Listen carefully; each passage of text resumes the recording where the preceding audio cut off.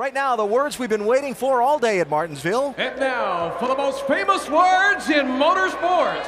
Here to give the command to start engines for today's Tums Fast Relay 500. Welcome the winner of Martinsville Speedway's Tums Sweepstakes, Ashley Young.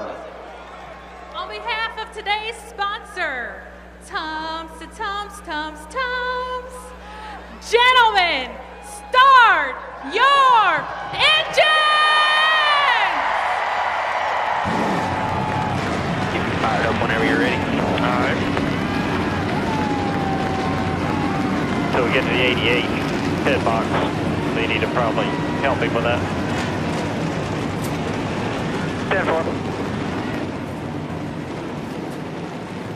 10-4. So we're set to go racing at Martinsville. Carl Edwards, the championship leader, has pole position by virtue of qualifying being rained out. He's our in-race reporter. We'll talk with Carl on the pace laps when we come back.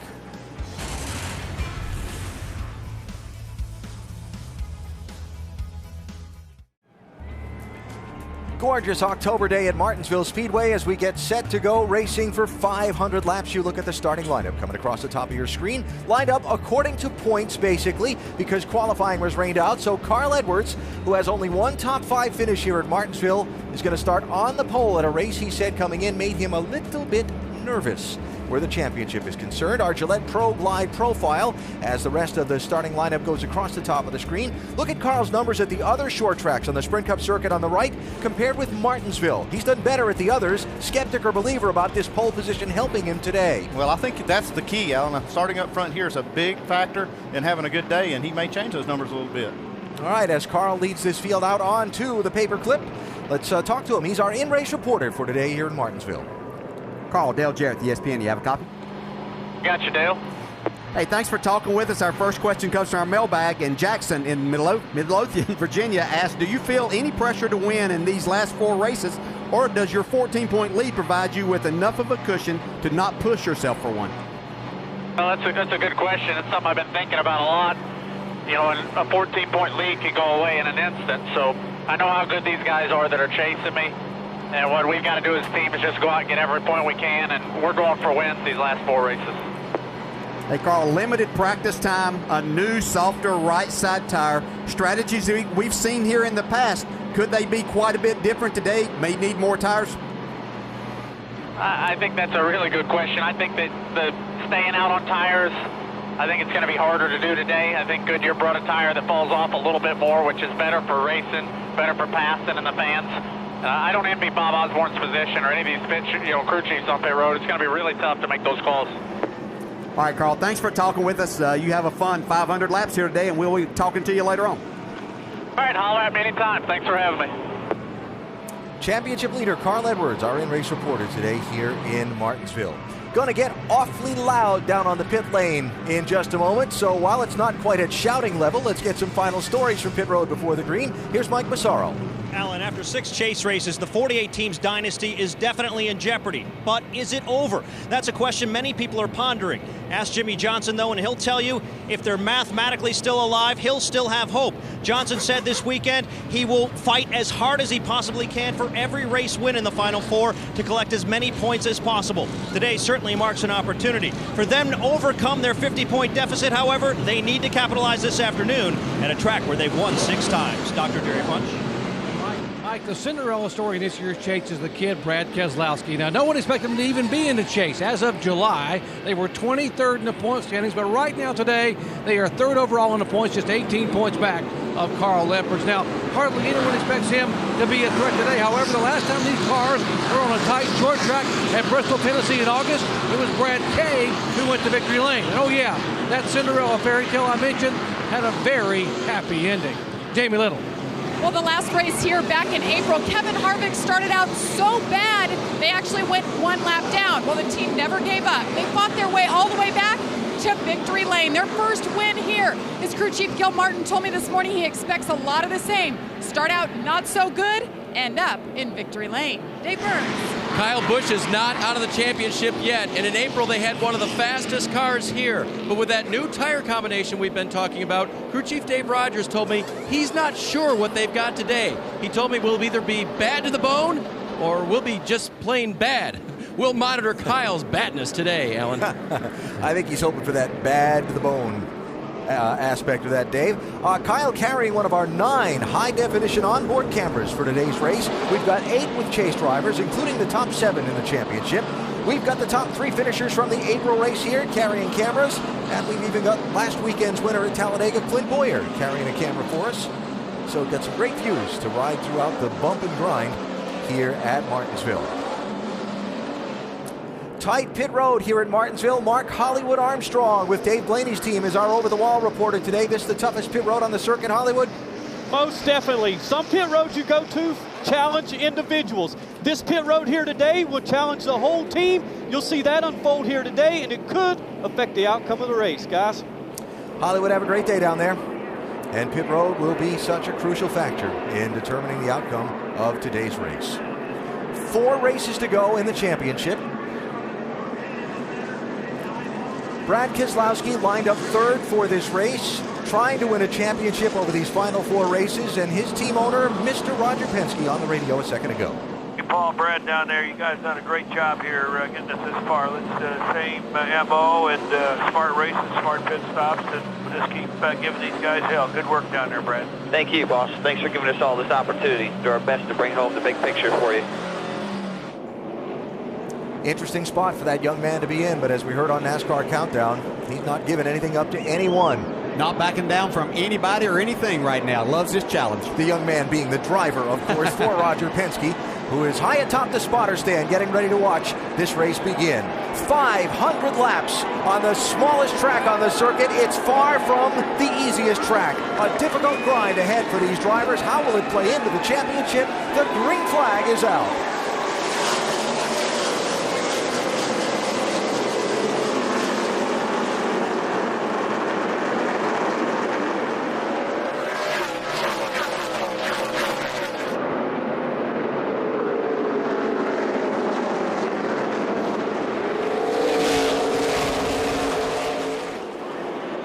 Bonus point toward the championship to Matt Kenseth, who led that first lap. A little smoke boiling from Tony Stewart's car as he was under braking in turn 1.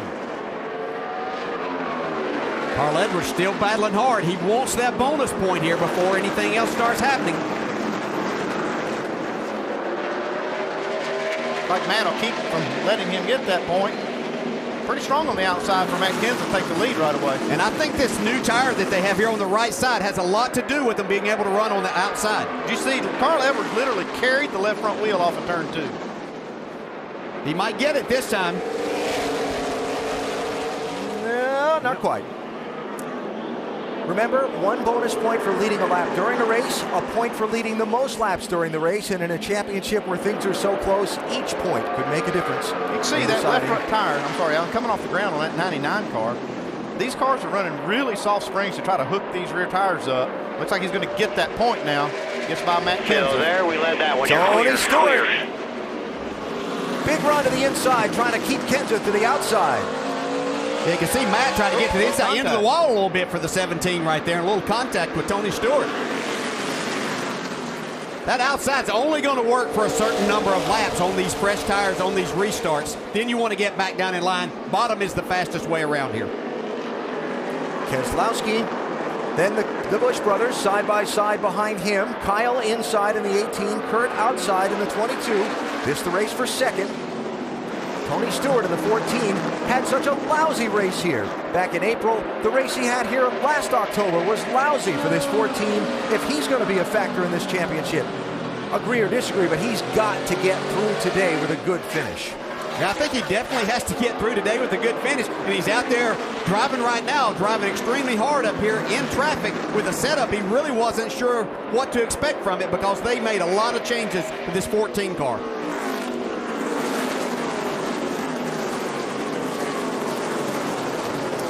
Trouble in turn 1. Kurt Busch around, and look at that. Denny Hamlin, whole track, half the track anyway, is blocked, and the field stopped behind him. Yeah, Jeff Gordon got a small piece of that. I don't think he's got much damage, though. That's Mike Skinner, 37 car. There's Junior, Denny Hamlin, Jeff Burton. It's a big mess down there. Big mess. Parking lot for a minute. So first caution out in the race. It took just 8 laps to happen. Remember that Kurt and Kyle Busch were racing side by side for the 5th position just a couple of laps before. As they get down into one, you can see Dale Jr. just didn't have enough room, ran up over that pink curbing that's down on the inside now. That threw him up into the 22 of Kurt Busch. It looked like Junior was doing all he could to stay off of Kurt Busch. He drives down. Yeah, he's just not quite up far enough. Hold the brakes. Just stay up there. Don't come down. Don't come down. Don't come down. Do not come down. Denny Hamlin ends up sideways. Allmendinger, Burton. It's a unique feature of this racetrack in Martinsville, that curb on the inside of the corners. Yeah, and it creates havoc just like that throughout the day. It's something that actually a driver going in there that maybe just got past can kind of use it to their advantage to keep a car from getting up beside him. There's more damage on Jeff Gordon's car than I first thought. Jamie? And the 24, Jeff Gordon in the 88 is coming as well. You see him working on the right front of that 24 car. Quite a bit of damage there for Jeff Gordon. Obviously not the way they wanted to start out. And the 88, they're going to check the damage as well and put some tires on. See them working on the splitter. It's separated from the body of the car. So they're going to keep working on it here, try to hang in here and try to salvage some points the best they can. Well, Jeff Gordon caught up in the first caution of the race. Came out just 7 laps in after Dale Jr. hopped the curb and collected Kurt Busch.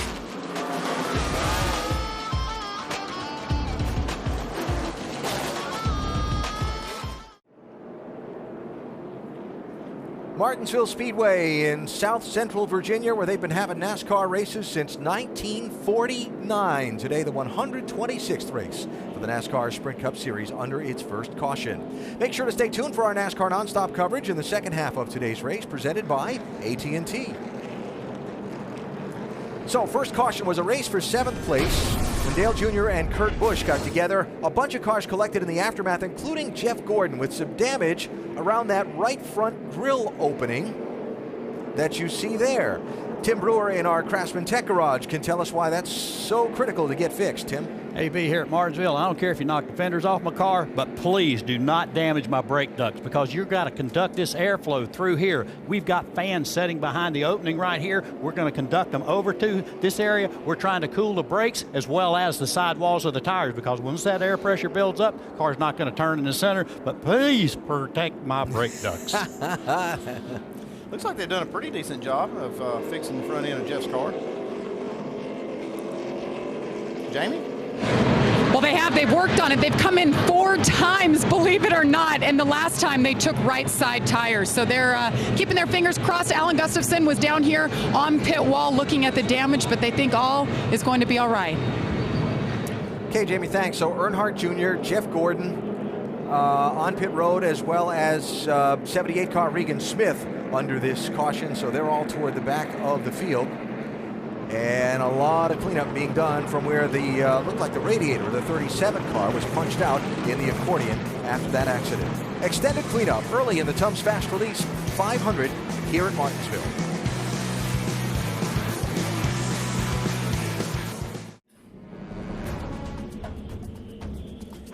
The Grandfather Clock Trophy on the line today here at Martinsville Speedway, where rugged racing is the name of the game, and it got rugged early in this one, as a crash just 7 laps in has collected 4 of the drivers in the chase for the NASCAR Sprint Cup and sent some for rather significant repairs. Mike Skinner in that 37 with some heavy damage on his car, and the drivers highlighted the 4 chasers involved. Jeff Gordon has made several now stops on pit road, as well as Dale Jr. with a couple.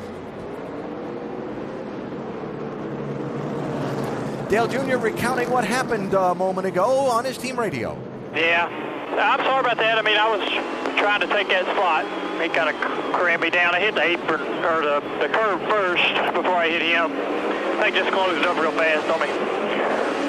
That's all right, bud. Man, that's what this day is going to be all about, man. It's going to be a whole lot of taking today, so we're just going to get patient. We got a good enough car. We got all kinds of laps, so we'll work our way back through there. After his trips to pit road, Dale Jr. showing all the way back in 31st place, but he pitted before the pit lane was open. So that's him dropping to the back end of the field for this restart. Denny Hamlin was on pit road when it was open, Dave. He was, Alan. They took on 4 tires, of course, did not add fuel to the car at this point. They also put some bare bond or some tape over the left front part of the upper bumper. Mike Ford feeling that was more important than this rear bumper you see here. They really didn't worry about that too much, nor the bending of the hood just a little bit. It was the left front just above. You see the black tape right there that was the biggest concern. Get that stopped up. And like Brewer said, don't block my brake ducts. All right, so Denny Hamlin as well back deep in the pack for this restart. Still another lap away from the restart as NASCAR had some cleanup vehicles out of the speedway and was also repositioning some of the cars that pitted before the pit road was officially open to the tail end of the field. How about Kevin Harvick, Jamie? Only 20 laps in, and already he and Gil Martin, his crew chief, talking strategy. Caution laps here, Gil. Just think about what we talked about earlier. Yeah, simple. Gotta decide which side. Well, the only thing I can go off of is what I looked at yesterday, and you know what that was. All we got to go off of, that's what we need to do then. And that was Gil Martin that you watched there, talking to the tire guys and making his way back up the pit box. They're trying to decide, do we take left sides only, or do we take right sides only? Interesting. Yeah, we saw a lot of tire wear yesterday in practice. Expect that to get a lot better as the race goes on, but still early. Time to go. Green flag in this restart presented by American Ethanol, Carl Edwards and Tony Stewart.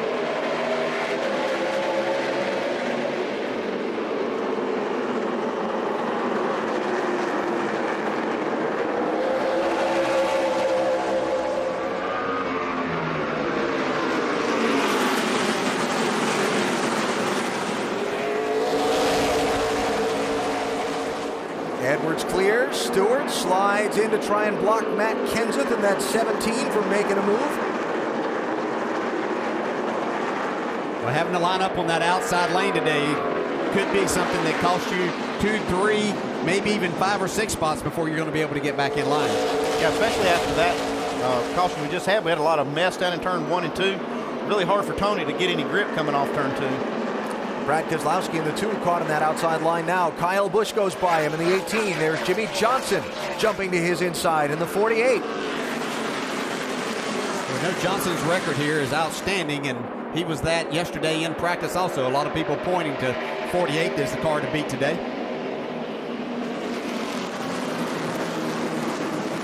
So Keselowski kicked back now to 6th position, gets in line ahead of Greg Biffle in 7th. We see Kevin Harvick there, almost got into the wall coming off of turn 2. That opened the door for Ryan Newman in the 39 to try to take advantage. Here comes A.J. Allmendinger on a part of that.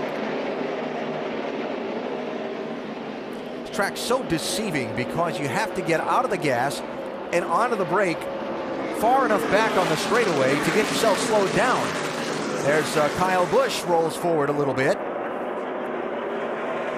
It's deceiving, and it's got to be frustrating from the driver's seat because you just start to get that fender to the inside of the guy, and oh, wait a minute. Yeah, time to get out of the throttle because you know if you drive any further than that, you're going to create a bad situation for yourself and probably whoever you're racing. So it's a day, again, of patience, just letting your car do the work. That's the key thing. Kenseth now able to get back in line. Trouble, turn 3.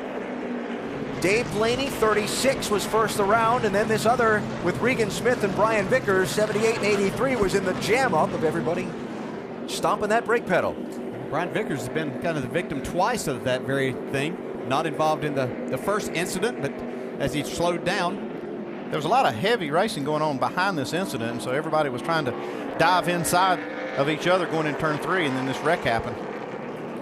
He looked ahead and saw, I think it was Blaney that was just spun around there. Yep, Blaney and Jamie McMurray were racing for 19th spot, and one of them ended up facing the wrong way on the racetrack. You can just see how things got jammed up. Blaney got out, and the one of Jamie McMurray just ran all over him there. So I'm going to throw a little wrinkle on that one at you, Dale. If we see that again, watch Joey Logano in the 20 and see if he didn't push McMurray into Blaney. Yeah, and then you can see Brian Vickers, he had already committed heavily to get into turn 3 and ended up getting into Regan Smith and getting airborne. Yeah, Smith had damage in that first incident also. So once you get back there, it makes it tough.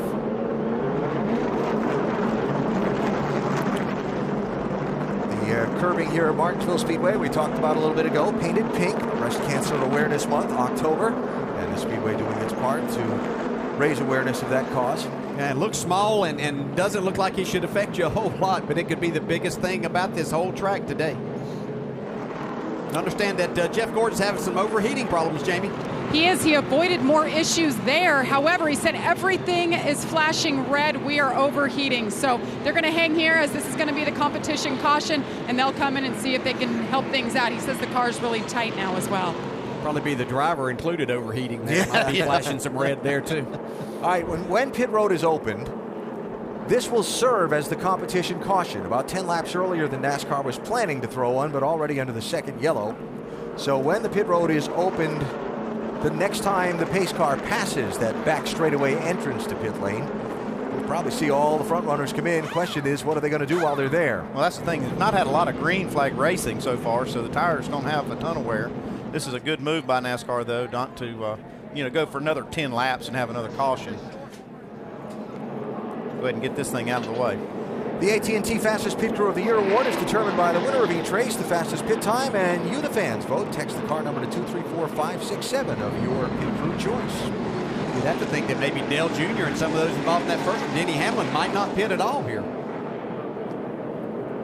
Now, they weren't able to add fuel.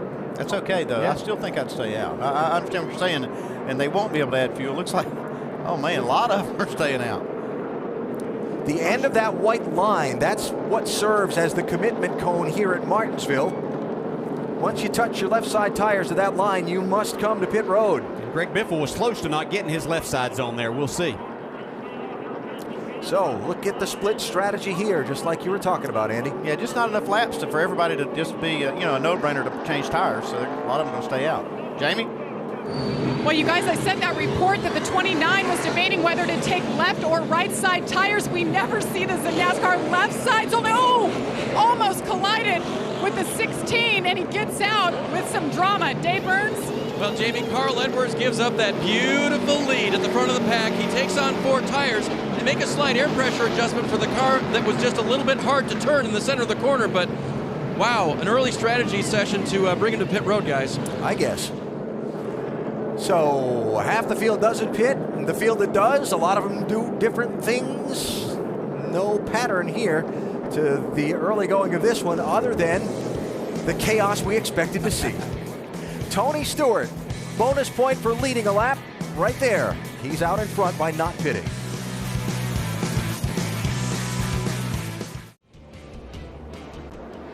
Carl Edwards on pole for the beginning of the race, now going to find himself back in 13th spot.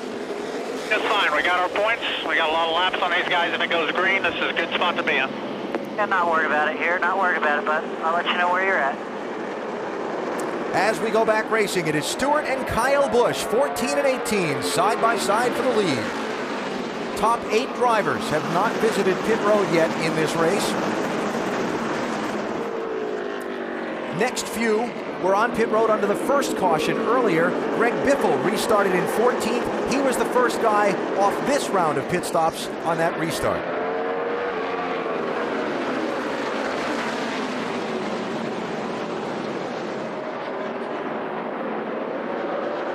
Kyle Busch looked like the last run that we had, as short as it was. With the more laps that he put on, his car seemed to be the best. Really good drive up off the corner. See if he can get by Tony Stewart here shortly. And he was a factor in the race earlier here this year.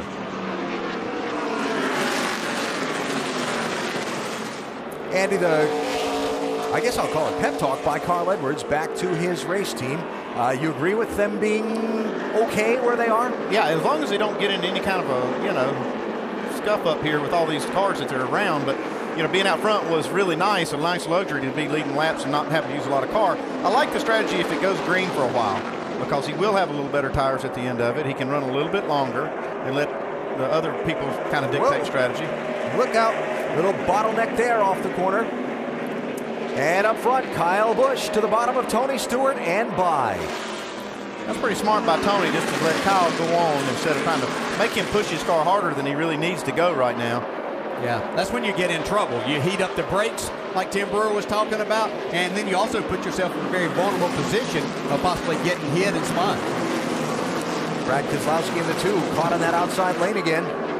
Denny Hamlin in the 11 by, Jeff Burton in the 31, going to get by. Here's the Biff in the 16. I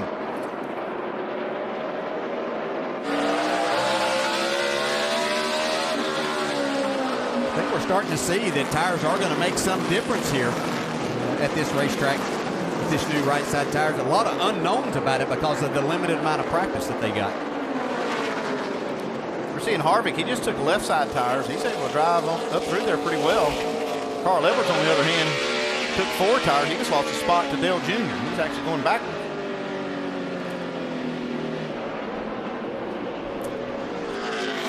So Kyle Busch goes out in front of this event. The man who led the opening laps of this race, Carl Edwards, we heard him just a minute ago before the restart. Well, he just got shuffled and lost a couple of spots there. Jeff Gordon got up underneath him, and Gordon and Dale Jr. have gotten by. It is amazing at this racetrack how different your race car will drive. And I'm not talking about aero here. I'm just talking about you get back in traffic, trying to make passes, the things that you do different, and trying to make speed and make a pass. And it shows you a whole other side of your race car.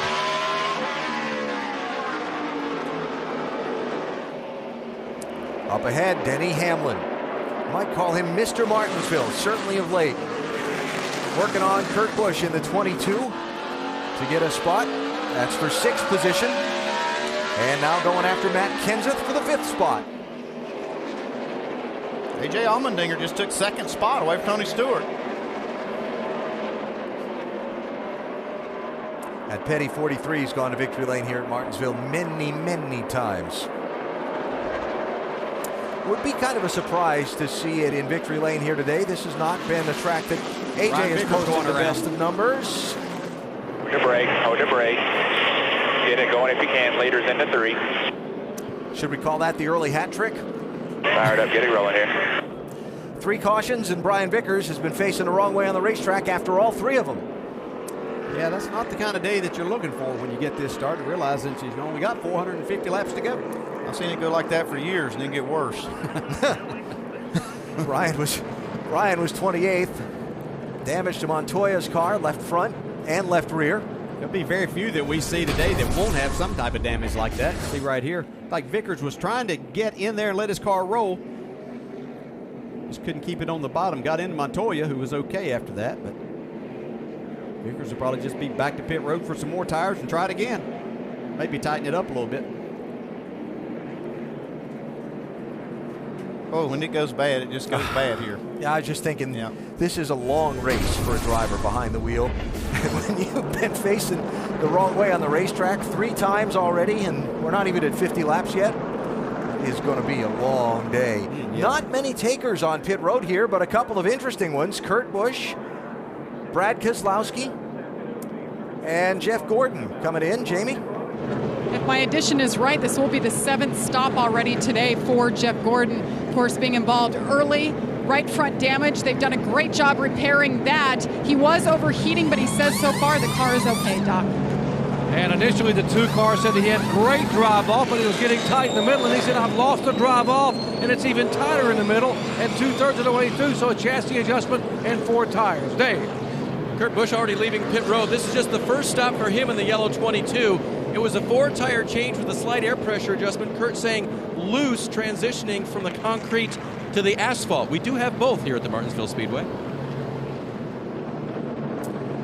So as Kurt comes back onto the racing surface, still have 5 drivers who haven't hit pit road yet at all in this race. Yeah, I know we were talking about split strategies when we came on the air, but this is 3 different schedules now we're seeing and 3 different sets of strategies. Regan Smith accelerating around the field because he was the first car a lap down, and he gets the Aaron's Lucky Dog free pass. So Smith now back on the lead lap. 38th place with that somewhat battered race car already. Yeah, but it's a good thing something's happened to him that's been pretty good here early on. That'd be the first thing for him today. Maybe he's got more coming. Not lucky dogs, but more good things. Martinsville always brings out the emotions in a driver from behind the wheel. This on Kurt Busch's radio a minute ago. I must be the slowest car on corner exit because everybody wants to time ball us like it's a road course race getting into the corners. A little loose, transitioning from concrete to asphalt. Yeah, should have pitted last time. Just take more authority, Steve. Tell me what I got to do. I hate this racetrack. All right, man. That's all right. Calm down. We'll be fine here. Should have had Rusty Wallace to talk to him and get a better attitude for him, tell him what he needs there. I think that would help him a lot. Yeah. It's a long, difficult day behind the wheel. Oh, my gosh, yeah. This is such a, the motors in these cars make so much power, and the track is so short that you just can't hardly hook the tires up, even on the straightaway, just like he was saying. Kurt Busch, a former winner here at Martinsville, has done pretty well here, but by Kurt's standards, probably not nearly well enough. Right now, he's going to find himself 27th on this restart. His brother Kyle, with A.J. Allmendinger alongside, racing for the lead.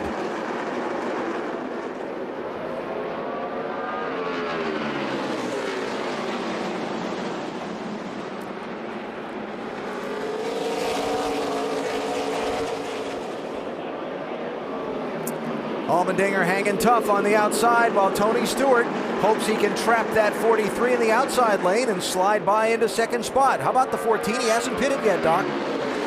Indeed he hasn't, and Tony was talking about the car has gotten very, very tight middle, and right there up off he said, I am shearing the right front, shuttering the right front, really abusing the right front tire. That's why he did not give any kind of competition at all to the 18 or 43 and let them go by. He's trying to take care of his tires and trying to maintain some track position, but hopefully not too long at the expense of that right front tire, guys. All right, thanks, Kenseth. Up in that outside lane, Kevin Harvick, 29, goes by him. Here comes Casey Kane in the 4. Kenseth getting nudged out of the 8th spot there, while up front, new leader, A.J. Allmendinger in the 43. I'm going to tell you, that 43 car looks really stout today. Yeah, looked like the king driving that thing right now. He's feeling like one right now. And for second spot, Denny Hamlin in the 11 car. Didn't we see him sitting sideways on that caution at lap 7? You know, you can win this race today with a beat-up race car. Everybody's probably going to be a part of some type of incident here, but this man's just so good here. It's going to take a lot more than just sitting sideways to keep him down today. Denny Hamlin going to the front at this racetrack should be no surprise. He was 30th at the restart after the first caution. Gained some track position by not stopping when some of the others did, right? But look at that scoring serial on Denny Hamlin. Yeah, but he's also passed quite a few. He passed quite a few yesterday, too. He won the truck race. Yeah, he's just so good here. His style is just unbelievable how he adapted to this racetrack. Mike Ford likes his style, Dave. He sure does. And DJ, remember earlier this year at Richmond when these guys got bit early in the race, the last one before the chase started. It was on lap 8. They got into someone else's mess. They stayed on the car all day long. They helped Denny throughout the night, and they ended up finishing 8. Well, similar today, lap 8, they got in trouble, but they stayed out the last couple of times, and now they've driven back to the front. Remember, he's only a 4-time winner here. Yeah, and 4 of the last 7 for Denny Hamlin, and now he's second and trying to chase down A.J. Allmendinger. Let's go back and check on our championship leader, Carl Edwards. He's running 13th. He is trying to get 12th spot away from Dale Earnhardt Jr., who himself is bottled up behind a little double wide race in front of him.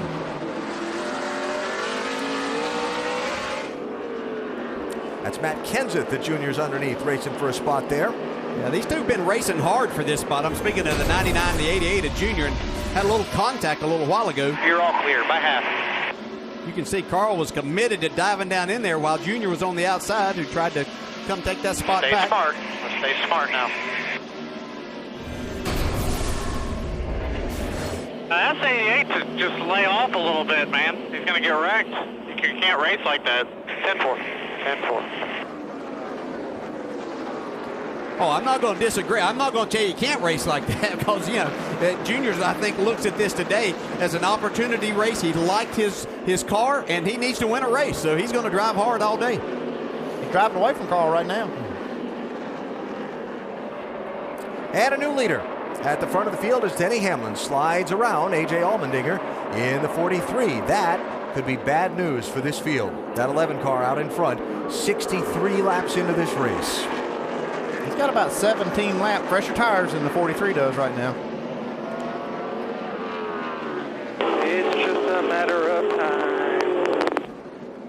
Obviously, that was a couple of laps before he took the lead.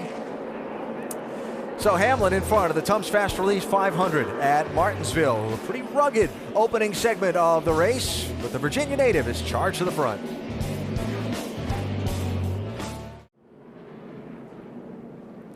Under caution here at Martinsville for a fourth time. Turn 2 was the trouble spot.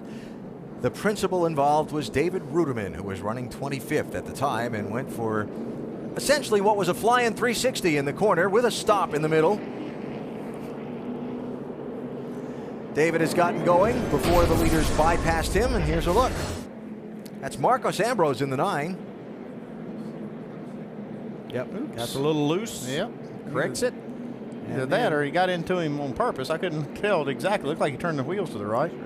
John Force would be proud of that, though, wouldn't he? Burn out there. Yeah.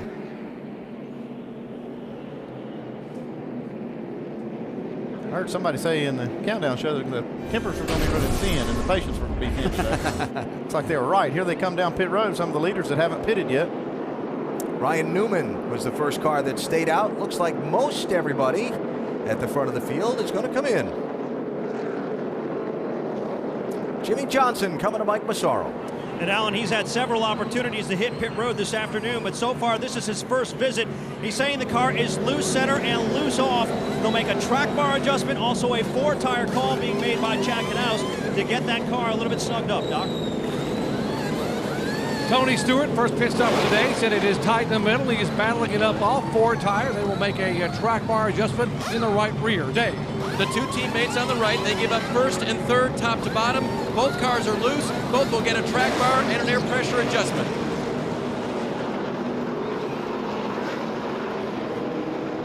Carl Edwards, championship leader, still there, now heading back out onto the racetrack. Going to be about a dozen cars that did not stop. All these guys coming off pit lane are going to be behind them when we go back racing at Martinsville in a minute.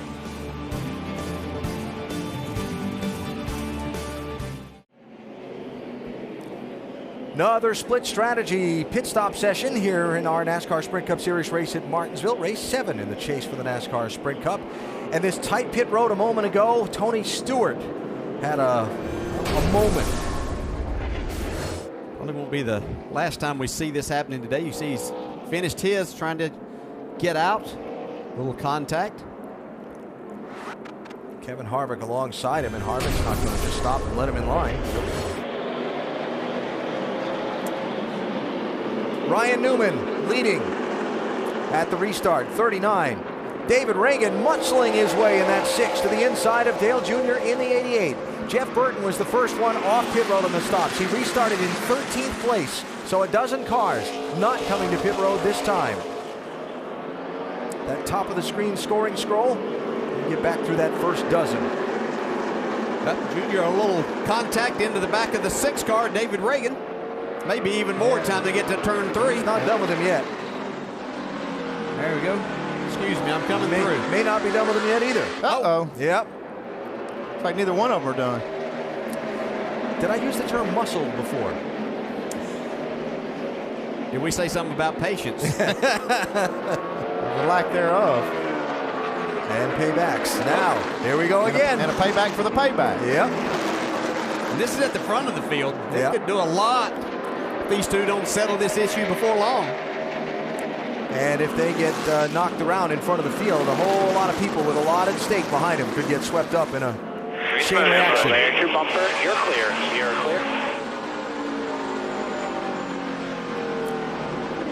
Well, Junior didn't quite get through the center of the corner, but Reagan not able to get through. And look at the gap that Ryan Newman has opened.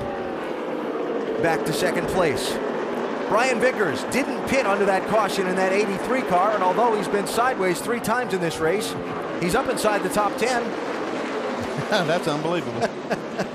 We just thought last week was crazy at Talladega, where you could go from the front to the back to the middle. Yeah.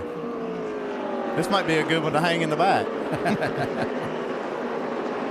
Kevin Harvick under Brad Keselowski. Keselowski not stopping on that last caution. And maybe seeing the effects of these guys coming by with fresher tires. Mike? Yeah, Alan, you know, if you watch the 48 pit strategy today, you might have been scratching your head as to why they haven't come down pit road. I've only got one theory, and that's based upon a conversation I had with Jimmy before the race started. He told me during practice they were a little bit alarmed by the fall off they saw with the tire. They said it fell off 3 to 4 tenths after about 15 laps. They were concerned until they looked at Lap Tracker and realized that's a lot better than the majority of the competition. They're feeling pretty good about their tire wear and feel like if given the opportunity, they can stay out and take advantage of the track position. All right, Mike, thanks. So Johnson there in the 48, running in 15th spot, just ahead of Kyle Busch.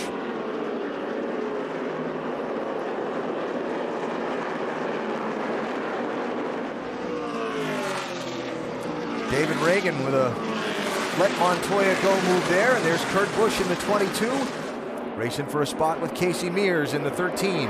Okay, he just got shuffled out of line here. This might be tough for him to get back down to the bottom. There's a line of cars behind these two cars running side by side. Yeah, I thought after that last caution previous that Kurt Busch had come in when a lot of others didn't, got tires. He was making his way back up through, but I think that was just a product of having fresher tires. Doesn't really look like they've helped his race car. And being hung in that outside lane could last for a while here. Well, there's Gordon. Damage on the right front of his. Looks like they've got it repaired. And 7-time winner at this racetrack. He was back in 34th after being caught up in the lap 7 wreck. He's back in the top 10. Look at him fanning out here. But that was a protective move right there by McMurray, just to make sure Allmendinger didn't try to stick his nose in there and hang him out. Yeah, he wanted to be the first one down there to dive bomb Kurt Busch, as we heard Kurt talking about everybody trying to get to him, getting into the corner.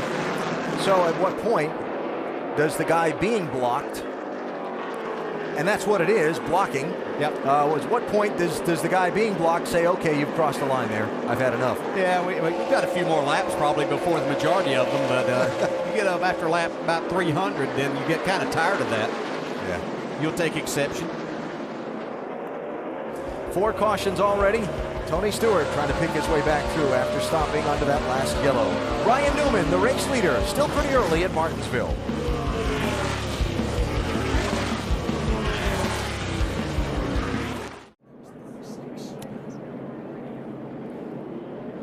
Caution flags out again.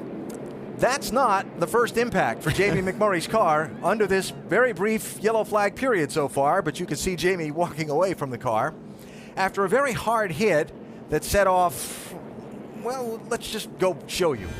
Easier to show you than to explain the whole thing. McMurray and Brian Vickers here, 1 and 83, going down into turn 3.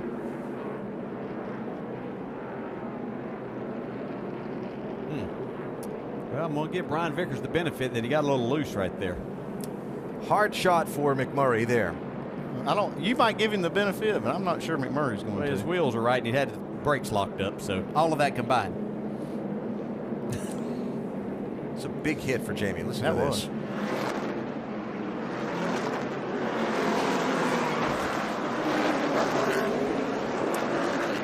So as McMurray starts to drive away from the accident scene, he leaves some things behind.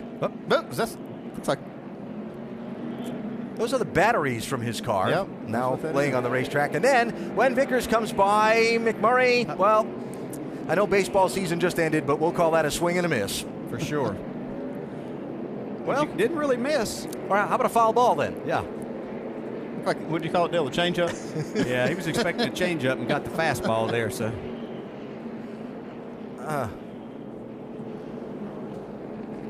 I don't have any power, just so you know. Your battery's on the ground up here. Yeah, that might be why, right there. Oh, boy. So, a boil over. Still early at Martinsville. Plenty of time to go. And the 5th caution flag already, and we're still shy of 100 laps. Some cars pitted on pit road. The top 21 as they run on the racetrack now stayed out. Some of those who pitted: Jeff Gordon, Dale Jr., David Reagan, Kurt Busch, Jimmy Johnson, Casey Kane, Brad Keselowski, Joey Logano, Matt Kenseth, Vickers, and I wrote Kane's number down twice, so I won't say his name again. But then you just did.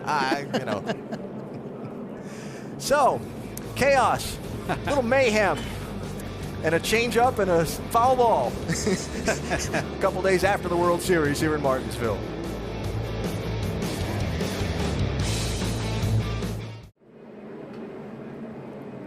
Welcome back to the Paperclip. It is Martinsville Speedway. We've completed now 93 laps, and we are currently working our 5th caution of the day.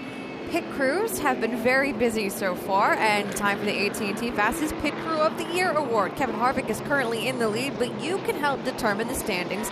Vote from your AT&T phone by texting the car number to 234-567 for the pit crew you think is the fastest and most valuable. So far, one of the more valuable pit crews has been the crew of Denny Hamlin, involved in a very early accident. But right now, Brad, Hamlin is running in 6th. Yeah, what you have to be able to do is to manage any type of damage you have on your race car. You're not necessarily going to have time to fix things, but just manage those areas. And Denny's team has done it excellently, and it's put him up front. And anyone who's up front, you have to work extremely hard to maintain that track position because there's so much attrition back in the field. One of the things we talked about on Countdown, when a driver has success at this track, it's they have the feel of the car. They're being pulled around the track with the left front as opposed to being pushed around the track with the right front. One driver who maybe doesn't have the feel today, that could be Brian Vickers. Yeah, I don't think Brian's got the feel right now. He's been in a couple of incidents, just wrong place, wrong time, and looks like his race car is a little bit out of skew and he's having a tough time, but he's been beating around pretty hard. That car's pretty torn up. Beating some other people up pretty good. In fact, he got into one car, David McMurray. Tim Brewer's downstairs in the Craftsman Tech Garage. I know you've seen a lot of things in your career, but have you ever seen a battery fall out of a car? No, Nicole, I've never seen that because right here is where the battery's located, behind the seat, and is encased in a steel case. But the access door is underneath here. But a battery laying on the racetrack, seen a lot of things. Nicole, that ain't never been one of them I've ever seen. A lot can happen at this particular track, and there it is, right there. See, Jamie after contact with 83. Man. Jamie McMurray is out of the car and out of the infield care center, Doc. Yeah, Nicole, we thought the brakes would be the first thing to get hot down here, not the drivers. What's the deal with you and the 83 car? When you don't feel like you get off the corner good, you block. And I pulled down and blocked, and I saw he was going to get in there, so I moved back up the track, and I just felt like he let off the brake and went ahead and sent me for a ride. And I don't know, it's frustrating because we had a really good car yesterday, and it didn't start very good today, and I thought we got our car quite a bit better there. And I was just really upset that I felt like I blocked him and then I let him in. It was all going to be good, and I just felt like he kind of took a cheap shot at me, so I just didn't appreciate it. Okay, short tracks and short tempers here, AB. Doc, thanks. Green flag. Montoya in the 42 does not get going very well in that outside lane. Newman, the leader, clears him. Marcos Ambrose goes through on the inside to second. And A.J. Allmendinger, 43, going to work on adding one to the 42's position running on the racetrack. Yeah, you see Casey Mears in that 13 car up there today. Doing a great job. Out trouble on the front straightaway. Oh, look out, Bobby Labonte. Oh, and Casey Kane. And Kurt Busch barely squeezed through there. No caution. Still green. I think we're going to have to throw it. Bobby Labonte stopped here. There he goes. We stay under green. Bobby was 15th. Now he's a lap down.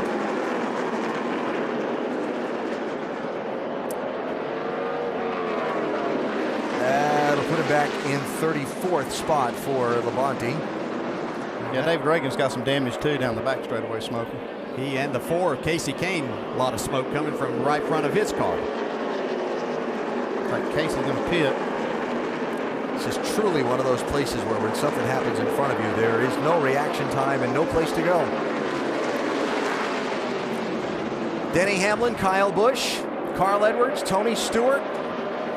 Guys who were up the front of the field early in the race and shuffled back and forth by some strategy at various points, trying to pick their way through the traffic.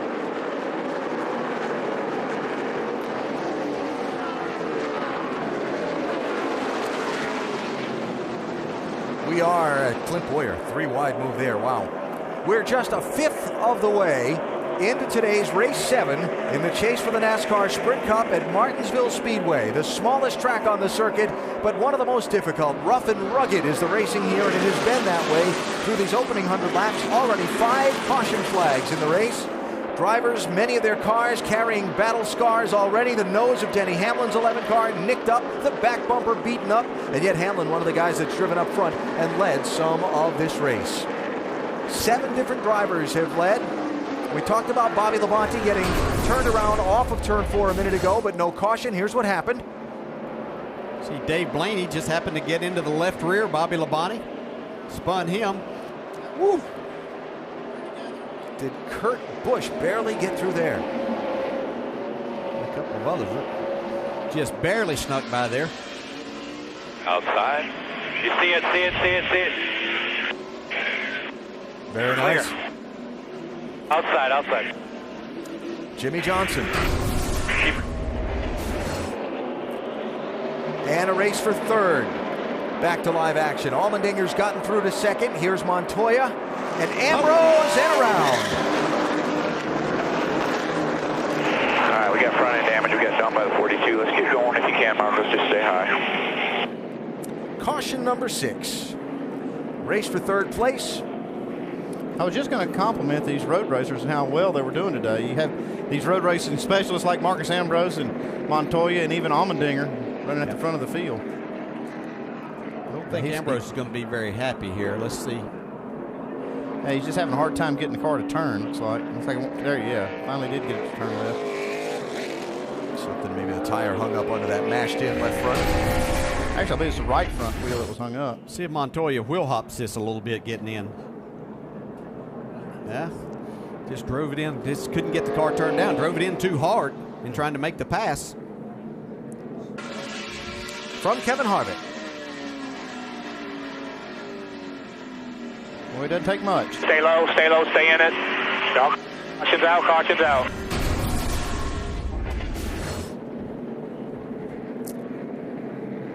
Well, just after he got spun around on the front stretch and no caution came out for him, Bobby Labonte was the first car a lap down, and so he gets the Aaron's Lucky Dog free pass. First car a lap down will come back around onto the lead lap in 32nd position. Who's going to pit this time? Newman's going to give up the lead to stop. Casey Mears, and not many others. Boyer, Kurt Busch, Dave Blaney, most everybody staying out.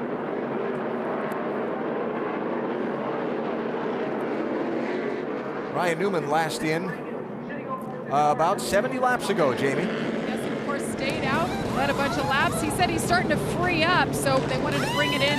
Needs a little help with forward drive, 4 tires, and no adjustments for the 39. Dave? Jamie, Kurt Busch radioed his crew, said that the adjustments we made the last time really did help the car because it was extremely loose, but they want to check over this damage. They also want to change the 4 tires because he did nick the wall there, as we saw in other various contacts since he's been on the track. There's been a lot of various contact today, Dave. I think some drivers would say some of it's been random contact, some of it's been not so random. 6th caution out. A.J. Allmendinger goes to the point by not pitting under this yellow. Here's the reason for the caution: Montoya and Ambrose.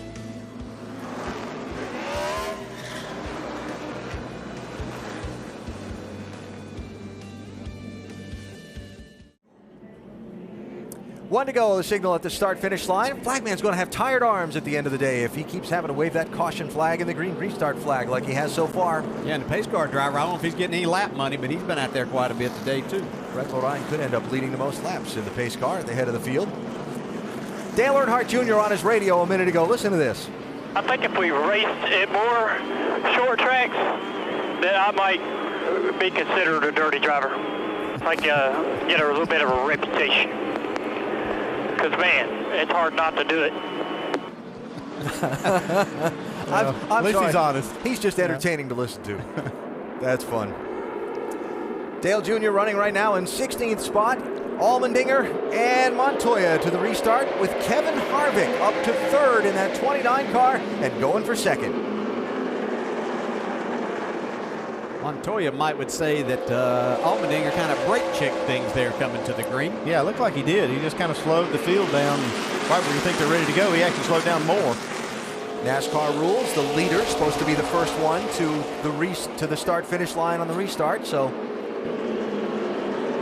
Montoya doesn't have much option but to slow up a little bit if Allmendinger stabs the brakes. Game's driver's play. Getting hung in that outside lane, costing Montoya now. Harvick went by him for second. Kyle Busch for third. Here's Greg Biffle going by for fourth. Can Montoya squeeze in front of Denny Hamlin? Yes, he does. I was really surprised he didn't do that the last lap. He had just enough of an opening in front of Greg Biffle, but they chose not to do that, and it cost him a spot. Protecting that inside lane, so Hamlin's going to look outside. Now you look back through the field, I see a couple cars making some moves on the outside. Dale Jr. actually passed a couple of cars the last lap. And there's Jimmy Johnson. He jumped to that outside lane, and he's trying to get around Carl Edwards for a spot there. That'd be 8th and 9th. Yeah, you can see Jr. trying to sneak on the outside of Paul Menard. Kyle Busch under Kevin Harvick. Yeah, these two right here had a little incident yesterday in practice with Biffle and Harvick. It was just a miscommunication. Well, Biffle, this isn't a place that you think about Greg Biffle having a lot of stellar runs over the years, so nice to see him running up front. Now, as a matter of fact, in getting ready for this race, Biffle said this might be his worst racetrack. Carl Edwards giving up that spot to Jimmy Johnson, who went back to the inside. Martin Truex following through. Now Junior's going to try the outside in the 88 car. He's been on the outside of Paul for a couple of laps now. He actually had him cleared off turn 4 the last lap.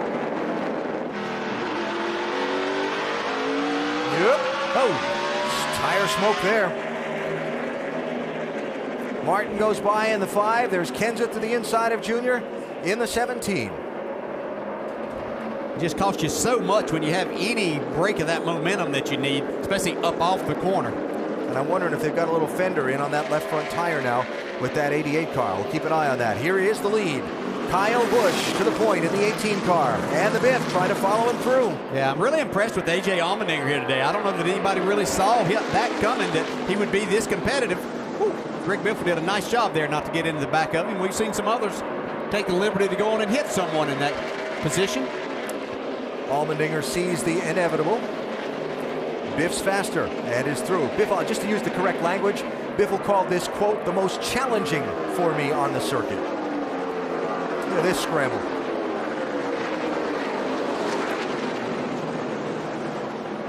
David Ruderman trying to make his way back from an early spin, and Junior trying to hang in there in that outside lane. We take an inside look at what's happening in the NASCAR Sprint Cup Series, brought to you by Sprint.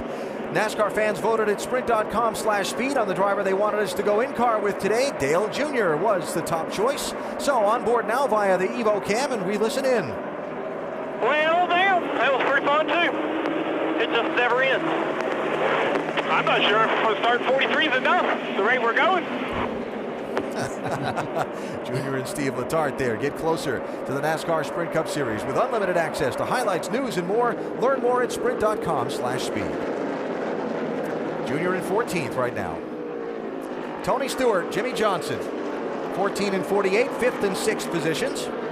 I was impressed. Johnson was able to make that outside lane work for the first few laps after that restart.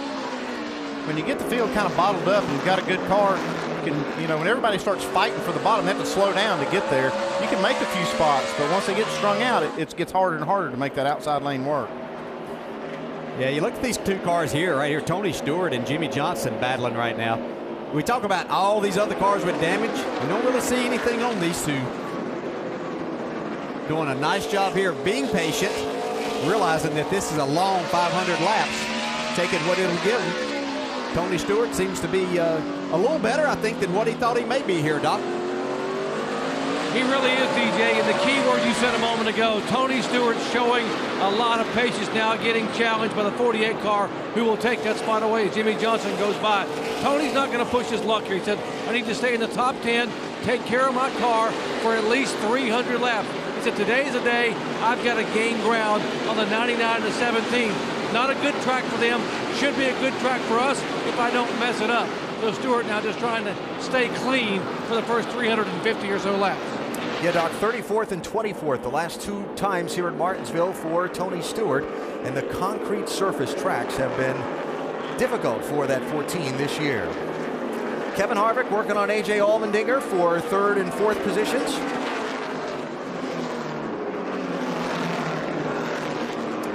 And they're all chasing Kyle Busch, who has set sail a little bit after taking the lead in that 18 car a few laps ago. The Tums Fast Relief 500 at Martinsville, still just a quarter distance in.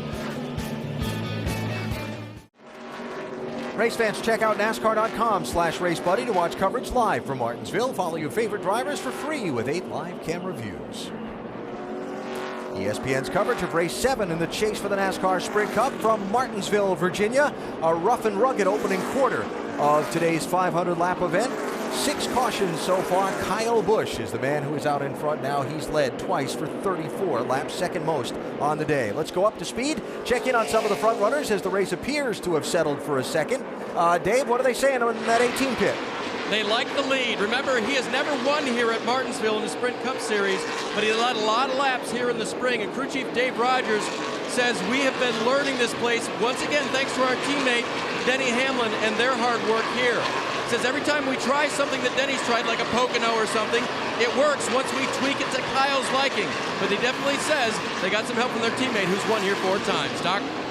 Well, behind him is a 16 car of Greg Biffle, who's never won here. In fact, Biffle has never won in a Sprint Cup car on a short track. 16 career wins. And remember, Matt Buscia, the crew chief of the 16 car, was not here back in April. He was not hired to come over to this team until the middle of July. They have a very good race car for Greg Biffle. Really good drive off right now. Mike. Doc, prior to the 48's last pit stop on lap 86, Jimmy Johnson was saying the car was just a little bit tight. They changed left side tires, and the car is much better, according to Johnson. Canals came over the radio moments ago telling him, keep the car clean. You're one of the fastest cars on the track. Dave? Some of the cars here this weekend were showing unusual tire wear. Not the case with the 11, so crew chief Mike Ford was very confident about their car here today. He last pitted, Denny did, on lap 68. The damage that you see on that car, not affecting it. It was very good. They put the track bar down to tighten him up a little bit. Jamie?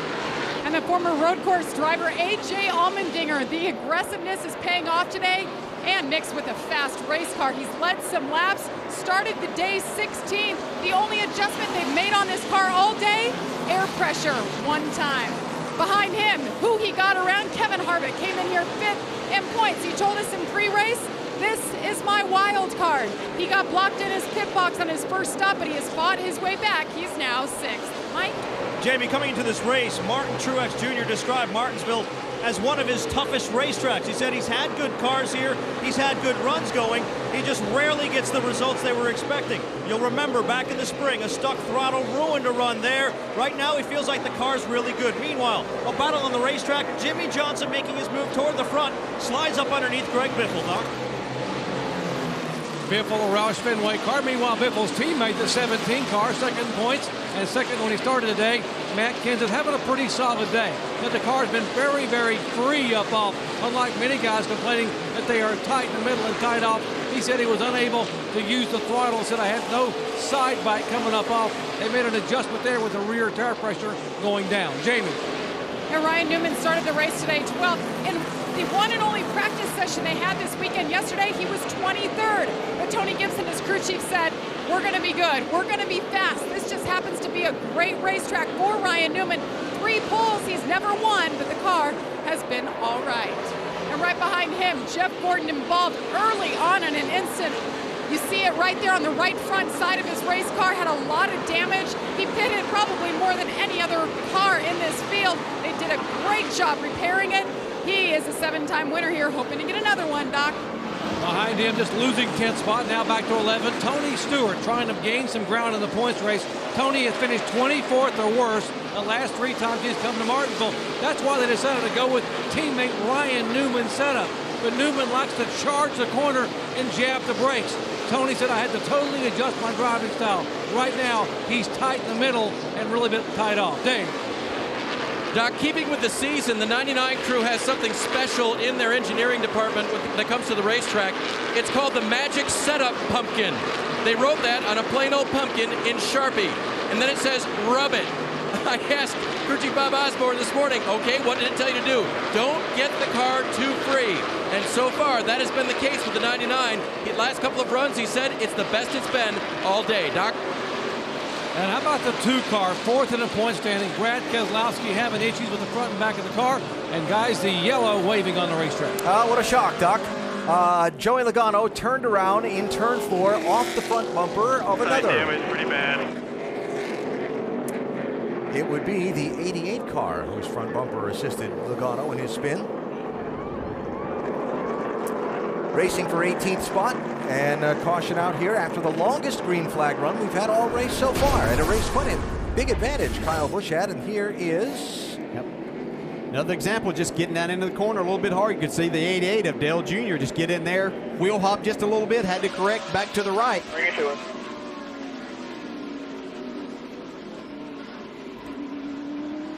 Low, keep coming there, keep coming.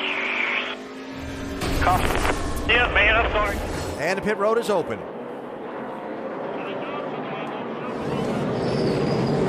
They go to work on the right side. They're going to make a chassis adjustment, a wedge adjustment there. Team swinging around to the left side now. A 4-tire change for the 48 car. Jamie? And Kevin Harvick saying he's lacking rear grip. They told him to stop short so he didn't get blocked in his pit box. Fuel and 4 tires for the 29, Dave. Denny Hamlin in the 11. He has been loose off the corner. They will make an air pressure adjustment for him. Meanwhile, leader Kyle Busch, they want to take air pressure out of the rear tires to give him more grip coming up off the corner. He pits just behind Carl Edwards. You see Newman going by. Busch will lose this race off pit road.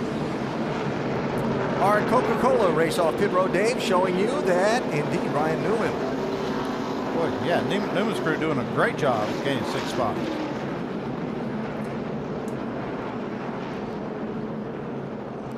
Well, pit road can be a very congested place, a very action-packed place.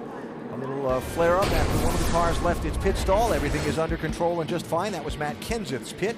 And we're under yellow number 7 at Martinsville.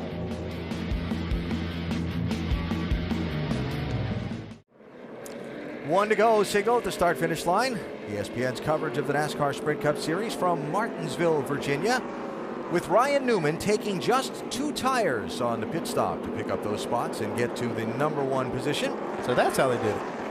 That's a little strategy. And Kyle Busch, who led that last stretch of the race, lining up to his outside for the restart.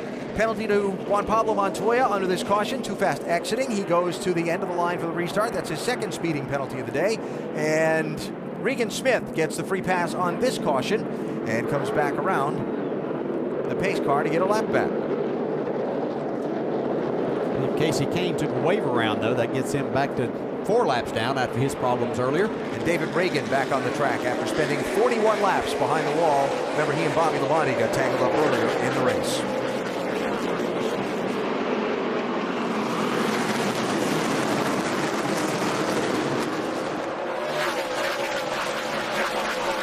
Kyle with a crossover move.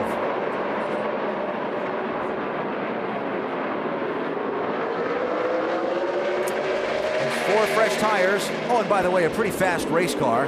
Send him back to the front. Yeah, I think that's the biggest thing. He's just sending a message that if you're going to win this race, you don't have to go through the 18 today. Might have to go through Joe Gibbs Racing, period. Here comes Denny Hamlin to the inside for 2nd in the 11. Matt Kenseth in there rubbing a little paint. Jimmy Johnson. Uh-oh. Oh, look out. Even more.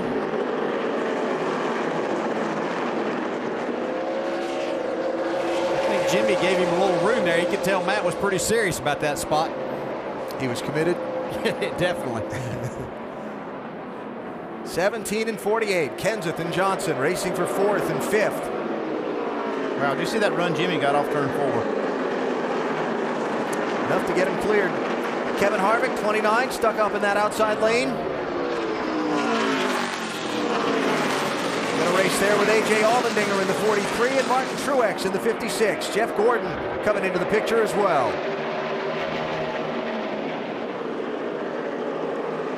We've got 28 cars on the lead lap. Yeah, that's what makes this such a difficult points race for these drivers battling for the championship. As we see Johnson now trying to take that 3rd spot away. But they know that a lot of cars finish on the lead lap here, especially with as many cautions we had. Anything happen to you, a flat tire, something like that, lose a lot of points in a hurry. Yeah, and if you get a flat tire, you're going to lose at least a couple laps changing it here. And it's going to be hard to get all the way back to the lead lap. Matt Kenseth had a race that was an adventure like that back in April here. He jumped the initial start of the race, had to get a pass-through penalty. Had to get a couple of free passes to get back on the lead lap late and wound up having the strategy work out right for him to come back for a 6th place finish. So some smoke there from Ryan Newman as here goes Jimmy Johnson for the 2nd spot around Denny Hamlin.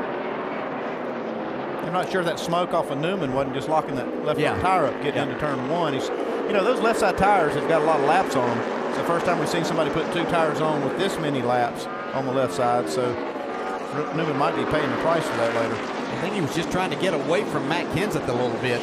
Matt was pressuring pretty hard and may have just gotten in the corner a little bit too hot.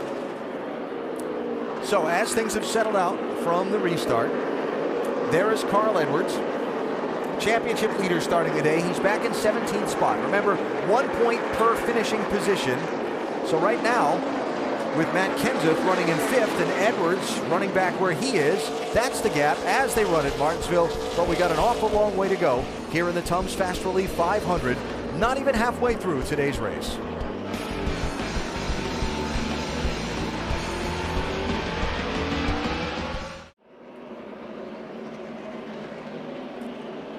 Kyle Busch out in front here at Martinsville Speedway in Virginia by a couple of seconds over Jimmy Johnson. That's about a straightaway here. Quickly, we take an inside look at what's happening in the NASCAR Sprint Cup Series, brought to you by Sprint. Jeff Gordon, among active drivers, has led more laps than anyone here at this Martinsville racetrack, nearly 3,000 laps starting the day today. Kyle Busch has led more than anyone else today. Kyle out in front for 61 of the 170 laps that we have run. Fastest average speed for a race here at Martinsville. I know this is going to sound kind of low when you're used to numbers like we were talking at Talladega last week, but Jeff Gordon at 82 miles an hour is the fastest average for a race 500 laps here at Martinsville. Kyle Busch averaging 94 miles an hour in this one so far today. Get closer to the NASCAR Sprint Cup Series with unlimited access to highlights, news, and more. Learn more at sprint.com/speed. Could title this one Checking Out or Trying To. Look at the gap. Kyle Busch to Jimmy Johnson. We've been impressed. You know, see these lap times all pretty close, but consistently Kyle Busch has been a little bit better than 2nd place Jimmy Johnson and 3rd place Denny Hamlin. Matt Kenseth, solid run in 4th position in the 17. Driver who came in 2nd in the championship. Got a break, as did Carl Edwards when qualifying was rained out. Got to start on the outside of the front row. See the scoring serial on Matt through some of the split strategy pit stops we've seen today, Andy. He's been shuffled back and yet shuffled forward. Yeah, he's doing a great job. He's got a good car, and you know, Carl Edwards is kind of stuck back there in the high teens. He's 18th right now, so that would show Matt Kenseth as a point leader as they run. Yeah, Matt, even though this hasn't been a terrible racetrack, it hasn't been great for him, but he's usually pretty solid, and I think that's what was going to benefit him today and having a chance to get up there. He's been solid in every chase race so far. All the finishes don't show it, but he's been right there. You see that he and Carl Edwards, as they run on the racetrack, tied with a number of points for the moment. Tiebreaker, if it ends the season that way, most wins. Right now that edge goes to Matt.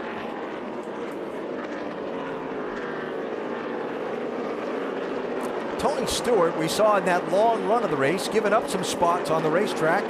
Doc, what's going on with that 14 car? It has been a struggle, to say the least, here for Tony Stewart today. Started 4th and has been drifting back, now currently being shown in 19th position, and they have worked on the car. And here's the latest that Tony had to say about what's going on inside the cockpit. This is all I can do right here. As far as what the car doing? I'll give you one guess. And that guess would be tight in the middle, but very, very tight from about the last third up off. Can't get the car to turn, can't use the throttle, worried about the right side tire.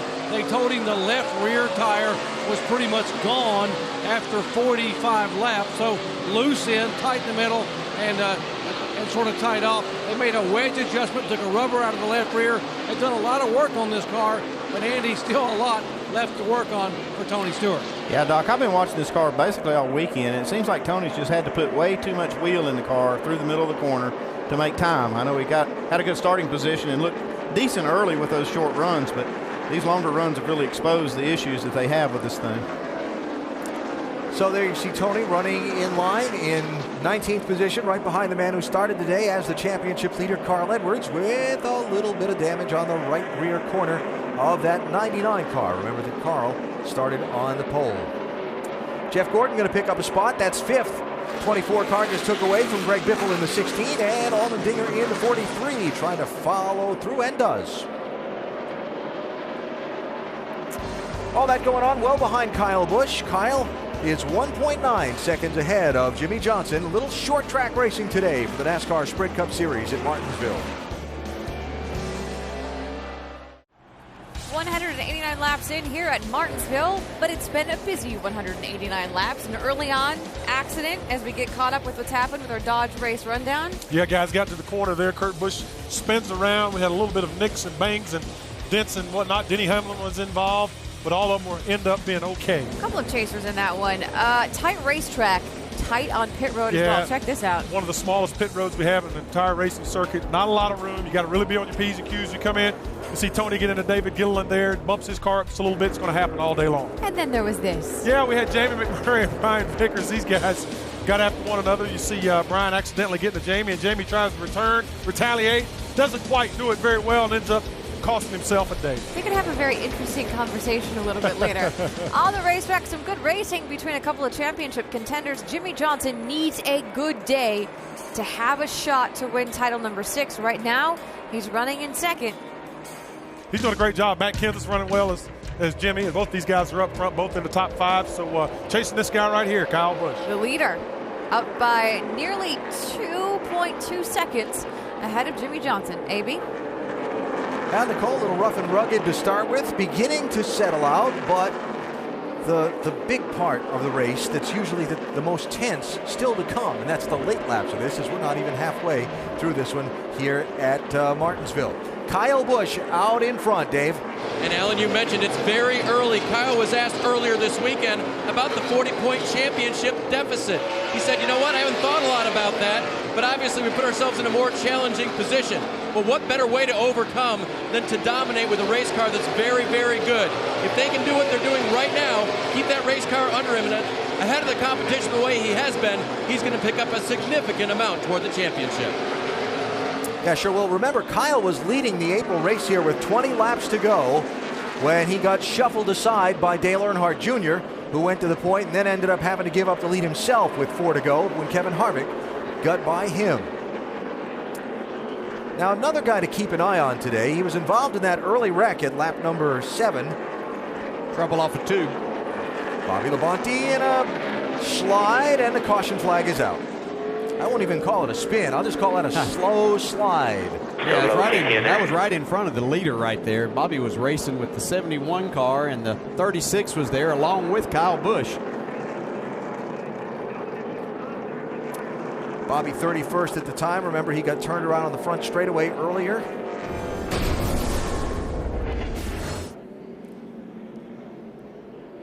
See right here, Hermie Sadler gets a little better run off the corner than Bobby, and just a little bit of contact, sends you sliding here. So, pit road open for lead lap cars and lots of takers. 27 lead lap cars. Looks like they're all coming in. Mike? And Jimmy Johnson is into his pit box, hits his marks very well. They're going to go to work on the chassis once again. Another wedge adjustment there. Also a 4-tire change expected on the 4018 as he swings around to the right side or left side of the car, Jimmy. We're not even at the halfway point, and this is the 11th pit stop for Jeff Gordon and his crew. Fought his way back up to fifth, saying he's just a little tight through the middle. 4 tires and fuel, Doc. Right upper corner, Matt Kenseth said the first 2/3 of the corner were really good, but no grip up off. Air pressure change, 4 tires. Dave. What do you do to keep the 18 car in the lead? According to Kyle, nothing. Crew chief will think about that. They didn't make any chassis adjustments, perhaps an air pressure adjustment. Kyle's going to hold position over these cars, Alan. Well, what you do to keep him in the lead, Dave? Have a good pit stop. And the 18 team did. Our Coca-Cola race off pit road. Kyle Busch over Jimmy Johnson to hang on to that #1 spot.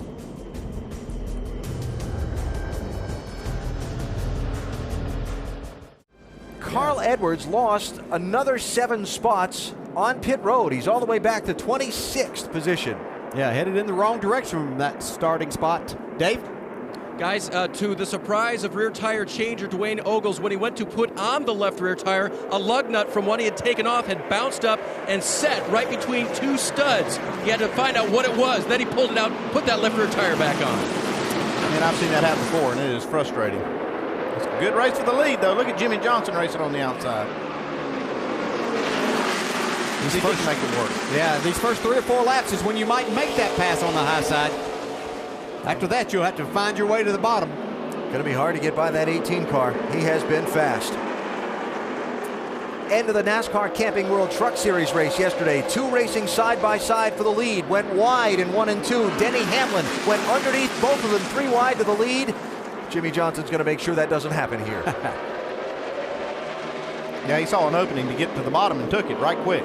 Jeff Gordon squeezing down in front of Matt Kenseth.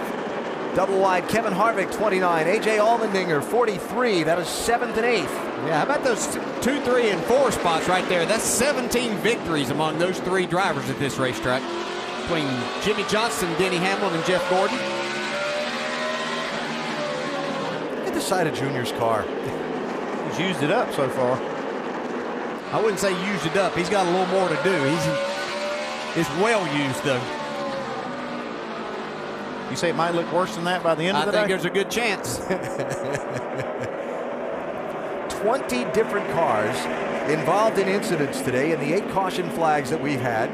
Look closely if you haven't been with us since the start of the race. Look at the donut marks up the right side, the bars hanging out of rear bumpers, the big tape patches on the noses of cars in different places. That's fun as hell.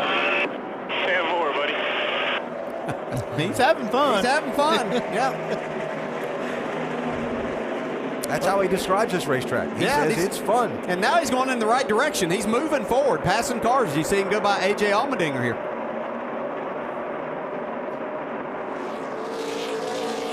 See Jeff Burton right there in front. This has always been a good racetrack for Jeff Burton. Came so close to winning last week at Talladega. Yeah. Even he's nicked up a little bit. Look at the stuff hanging off the right front fender there. But he had a long way to come in this race. He started well back, so you know he's had to get a piece of all of the action somewhere along the way. 23rd place is where Burton took the green flag. Kevin Harvick, Greg Biffle, 29 and 16, nose to tail. They were nose to nose, sort of, having a conversation after Saturday's one and only practice session that occurred here for the NASCAR Sprint Cup Series. Talking about Dale Jr. in the 88 car. He's running now 9th position. He's been up and down the board from front to back during the race today so far. Jamie? And he has, and before the race started, actually all weekend since he's gotten in his race car, he said, we're not only a top 5 car, but we have a hot rod. And they are hanging on to that hope as he gets aggressive and moves his way back forward. He's trying to get around the 31. That last stop, though, they took the wedge out that they had put in the last stop, and that seemed to have helped the car a lot. Alan. All right, Jamie, thanks. Yeah, I was talking to Jason Burdett, the car chief on this 88 car yesterday, and asked him about the tire in particular. Since it had changed, he said, well, we did the tire test, and this is the tire that Dale Jr. liked the most, so he better not be saying anything about the tire, but I think he likes his car a lot right now, too. Hey, Andy, we heard Brewer talking about keeping those brake ducts from being messed up. You see that grill where the radiator gets cooled on that 88 car punched in a little bit. That going to be a problem? I don't think the grill work's going to hurt too much. As long as it didn't mess the ductwork up behind that and restrict the flow, it's not going to hurt anything to actually flow maybe a little more air in there. It might flow. The only problem would be something bouncing up here and going through the radiator possibly. There's been plenty of parts flying around today. Yeah. Kevin Harvick picks up a spot around Greg Biffle. That's 6th position. Biffle fighting with Jeff Burton for 7th. Junior right behind. Truex, Allmendinger, and Keselowski as well. Haven't called that 2-car for a while. He was 28th just a little while ago with only 29 cars on the lead lap. Yeah, making a nice run back forward. We really thought, Andy and I were talking, that the 2-car is kind of out of this today. I don't know if it was a bad adjustment, set of tires that didn't agree, but they're going the right way now. Yeah, that one run, I mean, he was going straight backwards, almost got lapped before the caution came out. And then they've got this thing really running good now. Truex caught in the outside lane, shuffled back. How about that 2-car, Doc? Just amazing. We talk about how it's only Brad Kay's second year as a Sprint Cup driver, and only his crew chief Paul Wolf's first year as a Sprint Cup crew chief. If these guys seem to make the right adjustments. The adjustment a moment ago, minor air pressure change, track bar, and now very good in the middle, great in the middle, he says. A little bit of tight off, and he's making his way back toward the front, as is the 24 car, by the way, of Jeff Gordon. Yeah, don't look now, but a guy that was swept up into a wreck at lap 7 and went all the way back to 34th has just taken 3rd. Jeff Gordon, 7-time Martinsville winner. You look at the list of stats among active drivers at this racetrack, most of them Jeff Gordon's name is on top of. Yeah, he's in a class by himself when it comes to that. Hoping to be in a class by himself at the end of the day today, holding that grandfather clock trophy, or putting a big hug around it anyway. Be a little heavy to pick up, I don't care who you are. Coming up on halfway here in Martinsville, Kyle Busch, Jimmy Johnson, the top two, Gordon chasing them.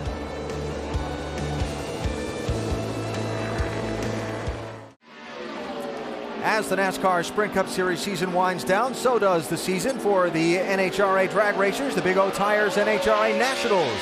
From Vegas, Sunday 7 Eastern Time, that's tonight on ESPN2.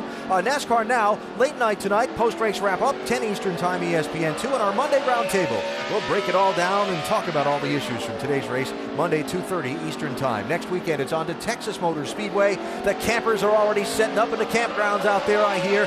Nationwide Series, Saturday, noon Eastern, their championship resuming after a 2-week off break. And then down to the third to last race of the season, the NASCAR Sprint Cup Series, ESPN 2 Eastern next Sunday. Martinsville, Virginia, coming up on halfway in today's race 7 in the chase for the Sprint Cup. Kyle Busch is leading, but he's got a new second-place runner behind him. Jeff Gordon is still marching forward.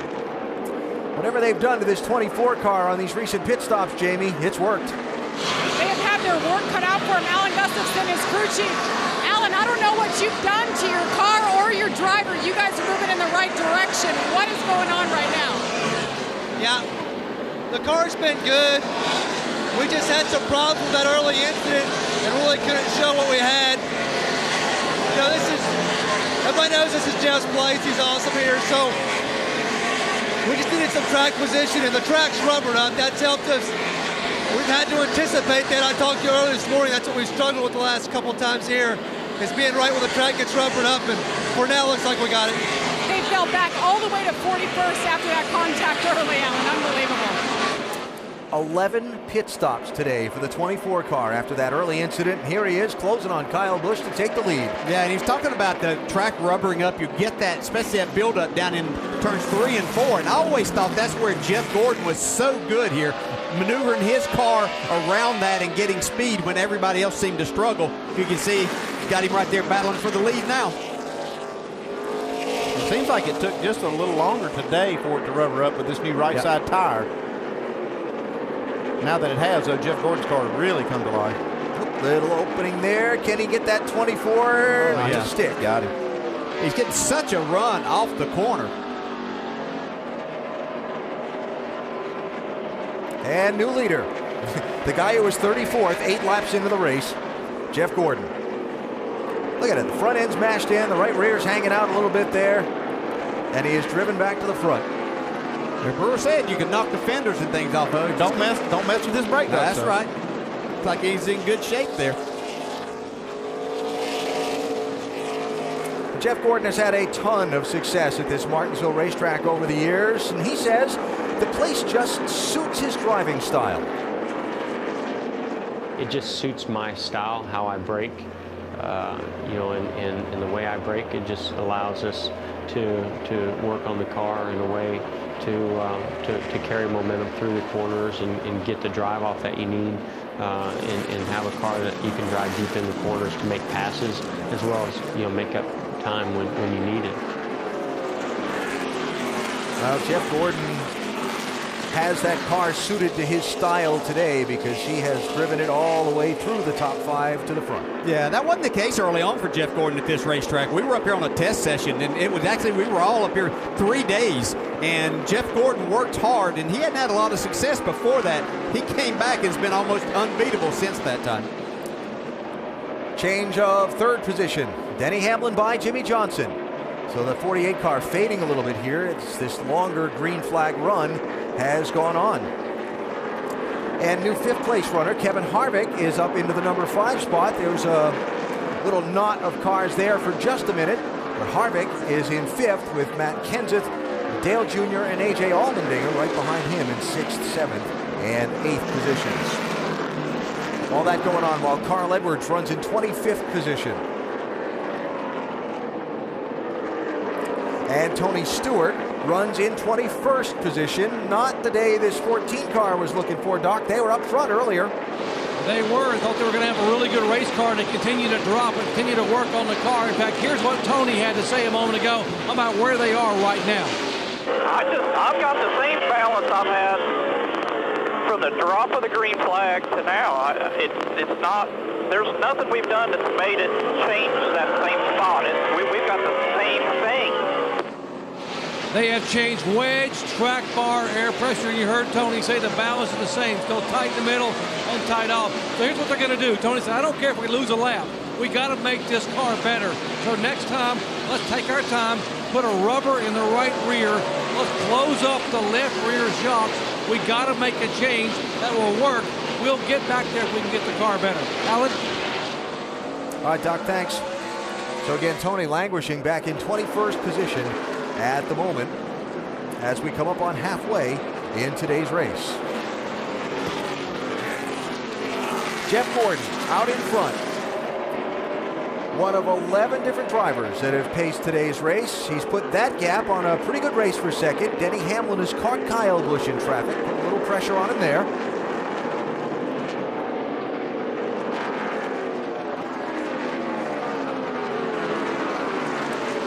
And Hamlin trying to continue this run of success he's had at Martinsville. See if he can get to the front and into victory lane. 5 laps, now 4 laps from halfway. We go NASCAR nonstop now, presented by AT&T.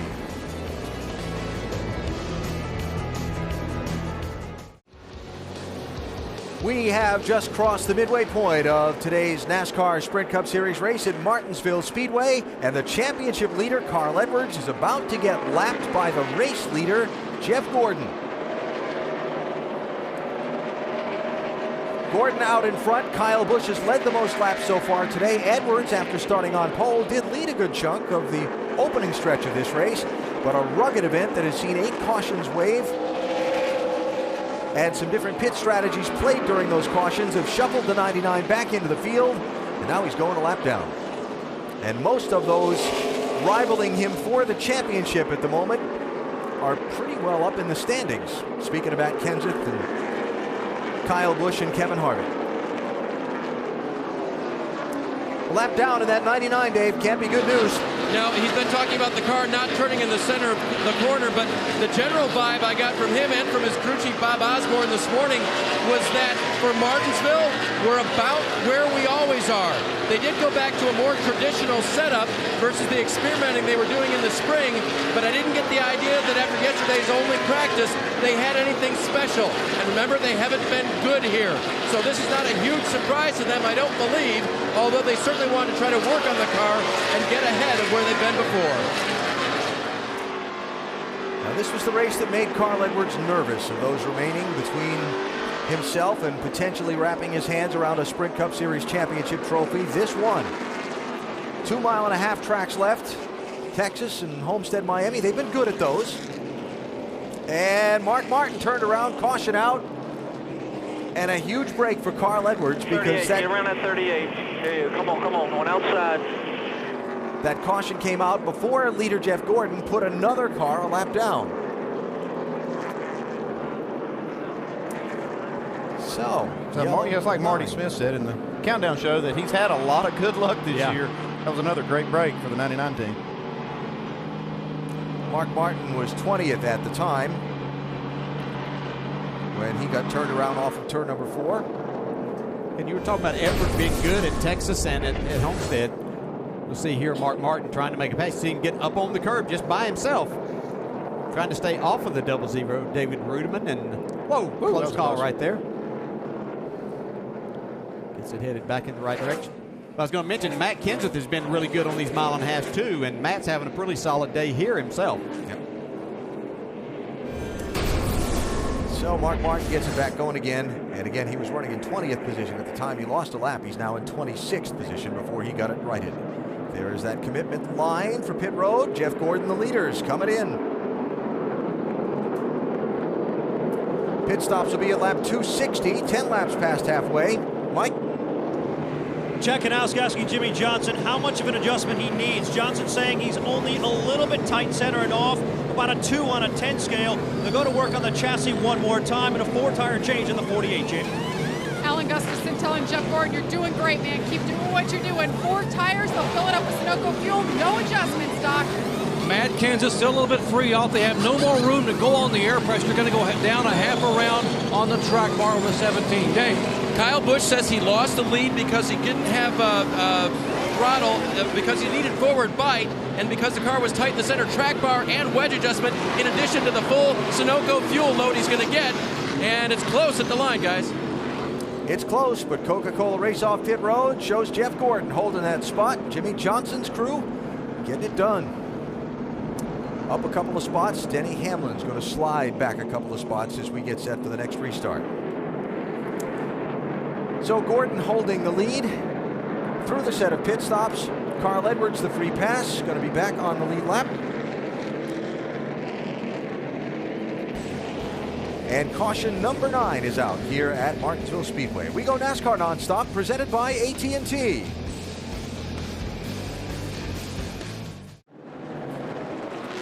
Doubled up for the restart. Jimmy Johnson outside of Jeff Gordon. On the front row, Gordon, the race leader, choosing the inside lane as we wrap up the 9th caution of today's race. David Gilliland took a wave around to get back on the lead lap. 25th position as we go back up to speed.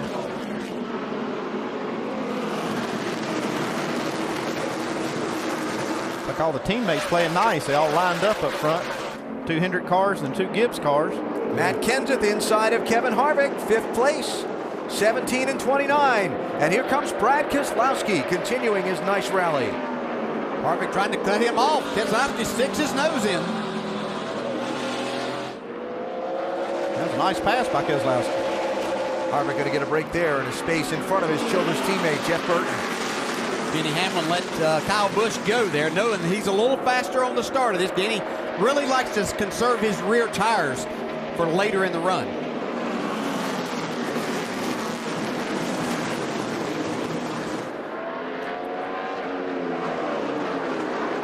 Dale Jr., A.J. Allmendinger, look out.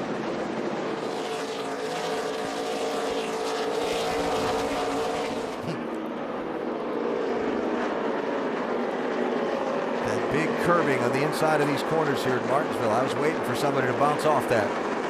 Oh, they will again here shortly. That was David Reagan, the 6th, the slow car, just coming off the pit lane and getting back up to speed. Yeah, he'd be back in the garage. I don't know if they're having a brake issue or something with that 6 car today, but he spent a lot of time in the garage. Involved in an incident earlier in the race, and he spent time behind the wall as well. So how about this 2 car, Brad Keselowski? Race lined up on point, started in 3rd position, shuffled well back by some strategy. In fact, at one point, not that long ago, of 29 cars on the lead lap, he was running 28th. Yeah, this is what he's done all year, though. He surprised me at so many of these races. And today, I mean, they just never give up. They keep working on it, and then they just, keep at the end of the race, they're the best they've been all day. What have they been doing today, Doc?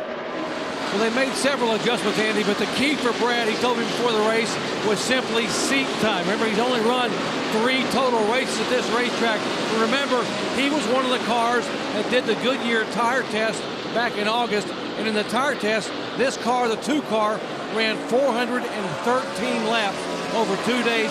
And although he was banged up and had a relief driver for some of those, that track time, DJ, helped him immensely right now dealing with traffic. Yeah, you're right, Doc. This isn't somewhere that the nationwide cars have been running since Brad has been in that, so that's made a difference. He just doesn't have that time, and you get an extensive period like that where you can really figure some things out. Makes a huge difference showing up here today for Brad Keselowski. An interesting thing, because Jeff Gordon, we talked about how well he runs here. Jeff, you talked about being at a 3-day test session here early in Jeff's career. And that's one of the things Gordon talked about, is because they were able to test a lot early in his career, he got a lot of laps at this racetrack to be able to figure out how to drive it and what he wanted the car to feel like. Yeah, and you just don't have that opportunity now with the limited testing that you have within NASCAR. So these tire tests are very important for a lot of these young drivers to get some time and figure some things out about these tracks they don't have a lot of experience at. So Keselowski there, running in 6th, right behind Matt Kenseth, who runs in 5th. We look ahead to the race leader, Jeff Gordon, out in front, just past the midway point of the race. It's Gordon, Johnson, Kyle Busch, Denny Hamlin, Matt Kenseth, Brad Keselowski, with Kevin Harvick in 7th, Carl Edwards running back in 24th, Tony Stewart in 19th. The point picture as they run in the race right now. Still got a long way to go. We go NASCAR Nonstop, presented by AT&T.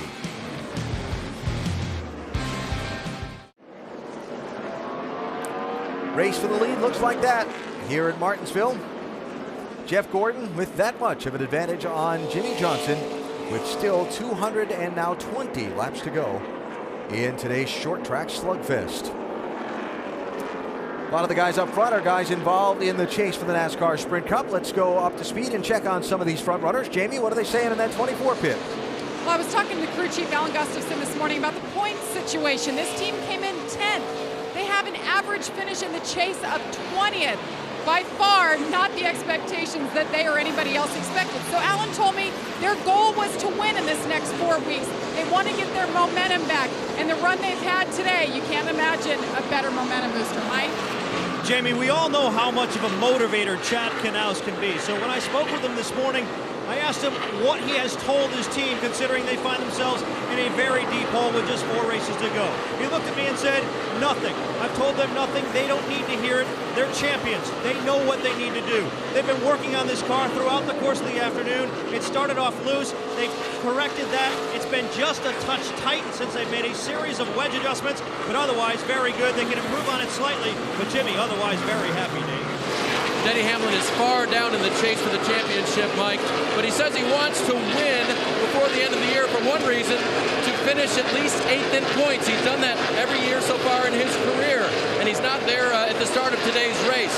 One thing to keep an eye on, he felt like after the last pit stop he might have a right rear tire that was left loose. Crew chief Mike Ford got a thumbs up from all his guys. They looked at video, they believe it's okay, and he's moving forward. He passed his teammate Kyle Busch, who was ahead of him on the restart. Kyle, for his part, has been describing the drivers around him, what they've been doing on the throttle, off the throttle, trying to better himself here. Remember, he's gotten tips before from his teammate Denny Hamlin, and he tries to do whatever he can to get the 18 better. Doc? Right behind them, Matt Kenseth. Now, crew chief Jimmy Phoenix has the biggest asset Matt has here. He's very poised and composed. And Jimmy Phoenix says, you know what? The biggest liability Matt has here, on a scale of 1 to 10, he abuses the brake, so it's a 9 or a 10 in terms of really using that brake pedal. Right now, Matt's car is so good, he doesn't have to worry about it. And right behind him, the guy who might be right behind him in the points when the day is over, and that is Brad Keselowski. What an effort for this young man, who is obviously the Cinderella story of the chase. Brand new race car, very patient. He says the car, much better, little track bar adjustment. It was free up off, now much better getting off the corner. Jamie. Well, Kevin Harvick told me the goal coming into this race, being that it was their wild card, was obviously to win. Well, if they can't win, the goal was to leave with less of a deficit to the point leader. He came in 26 points down, and after today, they've kept their stuff together, and he says the car is just a little bit tight. They've been working on it, running 7th now, doing exactly what they had planned. Doc? A major adjustment on that previous pit stop on the 14 car for Tony Stewart. They said, we're going to go ahead and take the time, put the rubber in the right rear, close up the shocks to help the car, and apparently it has done just that, helping Tony big time. He had been dropping back the car much better in the middle and up off. Hopefully he can climb his way back toward the top 10. Dave. Well, what a day it's been for Carl Edwards. He started first on the day, pitted early, gave up all his track position, and then twice has had issues on pit road, which had put him toward the rear of the pack. In fact, the last time, so far back, that leader Jeff Gordon was able to lap him. But don't forget, he just got the lucky dog free pass on the last caution. They're back on the lead lap. The try to keep their position in the championship chase, Alan.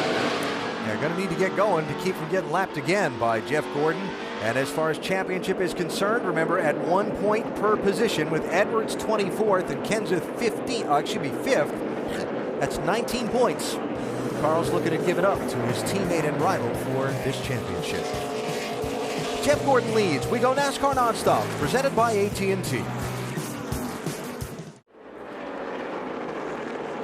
Welcome back to the Tums Fast Relief 500. Jeff Gordon out front as we are 298 laps in. Second place now goes to Denny Hamlin, getting the best of Jimmy Johnson. Two guys who have won a lot of races at this track. In fact, in the last 10 races, only one driver not named Hamlin or Johnson has won at this race. Monday night, Halloween night, Phillip Rivers leads the high voltage Chargers as Matt Castle and the rival Chiefs fight for their 4th straight victory with first place in the AFC West on the line. It's the Chargers and the Chiefs on ESPN's Monday Night Football, 8:30 Eastern, and also available live on Watch ESPN. Coverage begins 7 o'clock Eastern Time with Monday Night Countdown served by Applebee's. You know, just a few minutes ago, Brad, we got caught up to speed with where all of our chase drivers are in the field, and right now the first 6 spots on the track belong to chase drivers. How about a couple of other guys out there, like the 48 car of A.J. Allmendinger, the best of the rest in 7th? Yeah, A.J.'s done a really good job. He started 16th, obviously, but he's been as high as first. He's led a bunch of laps. He's been very, very fast. He's maintained that position inside the top 10 throughout the day. Looking for a good finish today for A.J. He's having a really solid season, but has yet to get to victory lane. Of course, that car number, though, has been to victory lane here 16 times. Jamie? And speaking of 16th, that's exactly where AJ started. He moved his way early. Unfortunately, he has lost quite a few positions on pit road, saying he's lacking rear grip now. He touched the wall earlier, bent the car up a little bit, but he's been wheeling that thing. He is the meat in between a chase sandwich, Nicole. Well, that's A.J. Allmendinger in 7th. We move back just a few spots. We'll find the 56 car of Martin Truex Jr. in 10th. And I want to remind you of something. Remember the last time we were here? Yeah. The wicked hit that Martin Truex Jr. had. Yeah, he and Casey Kane had just a violent crash here. And Martin Truex, another guy who's had some really significant, really marked runs this season where I thought he was going to possibly get to victory lane, but they just had a tough time finishing off good runs, good consistent runs. He's having another good one today.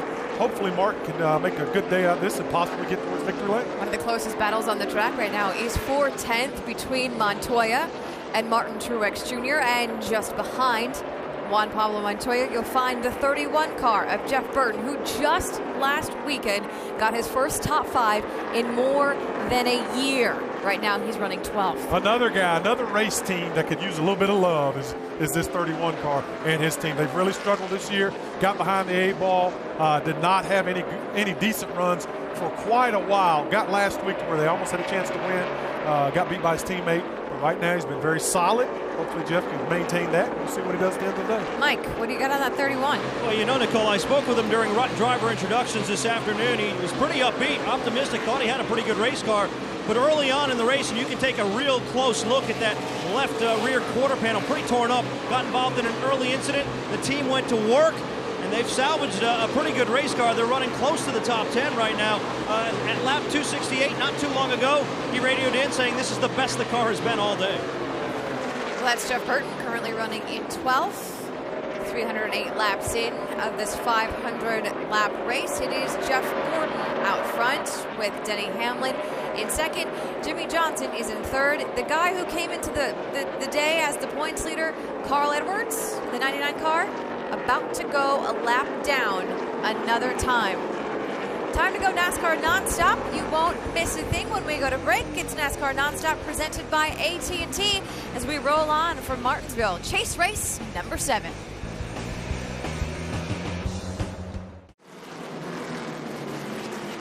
For the lead at Martinsville Speedway, Denny Hamlin running Jeff Gordon down in traffic. Now trying to find a little free racetrack to find a way around. Denny Hamlin does such a great job at this track of not abusing his car on these restarts and things, really keeping it and coming on strong as others start to slip a little bit off the corner. Andy, he's still going strong. I think it's the way he uses the brakes. You know, this is one of those tracks that you just on the brakes so much And the way he does it is he's able to get off of the brake pedal and let his car roll, and he gets his car to do what he wants it to do. And you're right. It all starts with the driver to get the car like you want it, but this car really hooked up today. And through. New leader Denny Hamlin in the 11. You know, it's funny you talk about how much time you spend on the brakes. Tim Brewer was gathering some data for us for his use this weekend, but passed it around to all of us, the folks at Brembo, one of the brake suppliers to these teams. You're on the brakes for 35% of a lap at Martinsville? Yeah, and that's with good tires. I think when the cars start going off, you may even spend a little more time. It's just, trying the minimum speed and the maximum speed are so much different here. I think Denny may be off less if that's kind of an average of what people do, because I think he might not be that much. Really gets the most out of his car rolling through the center, Dave. Talking to Mike Ford, the crew chief, this morning. By the way, who has to make a couple of final pit calls here this afternoon. This is a difficult place to run your strategy. But Mike told me, he said, you don't see our strong suit in practice. And that was again the case this weekend. You see it with 30-lap tires. We might not be the fastest at the start, but it holds on, and he used the word nicely, and it's holding on nicely right now. Jamie? Well, we heard Alan Gustafson when we talked to him on the crew box, on the pit box. He told us Jeff struggles to know exactly what he needs for his car at the end of the run. Well, they've been adjusting on the car because it was getting tighter. Now, all of a sudden, 10 laps ago, Jeff Gordon said, I am too loose on entry, I'm too loose on exit. And that, of course, is when he got passed. All right, Jamie, thanks. So Gordon back to second spot now. He's led 85 laps in this race so far. David Gilliland on pit road. Remember, he took a wave around before, so he didn't get the caution he needed to stay on the lead lap. Talk about braking and driver technique at this difficult little bullring racetrack. Clint Boyer, kind enough to let us put the foot cam in his car and watch him work the pedals here at Martinsville. And you said it right, Alan. It is work. You see how far up off the corner onto the straightaway he gets before he can go full throttle. Just kind of working it off the corner. Now he's wide open. So he gives that brake pedal just a tap or two before he gets to the corner, just to make sure that it's up. Yeah, you like to know that it's there, and if you have to pump it just a little bit, you can do that. Boyer lost a little track position under that last caution, had a speeding penalty on pit road, set him back a little bit. You see that 58 miles an hour minimum speed. That's what it is going through the corner.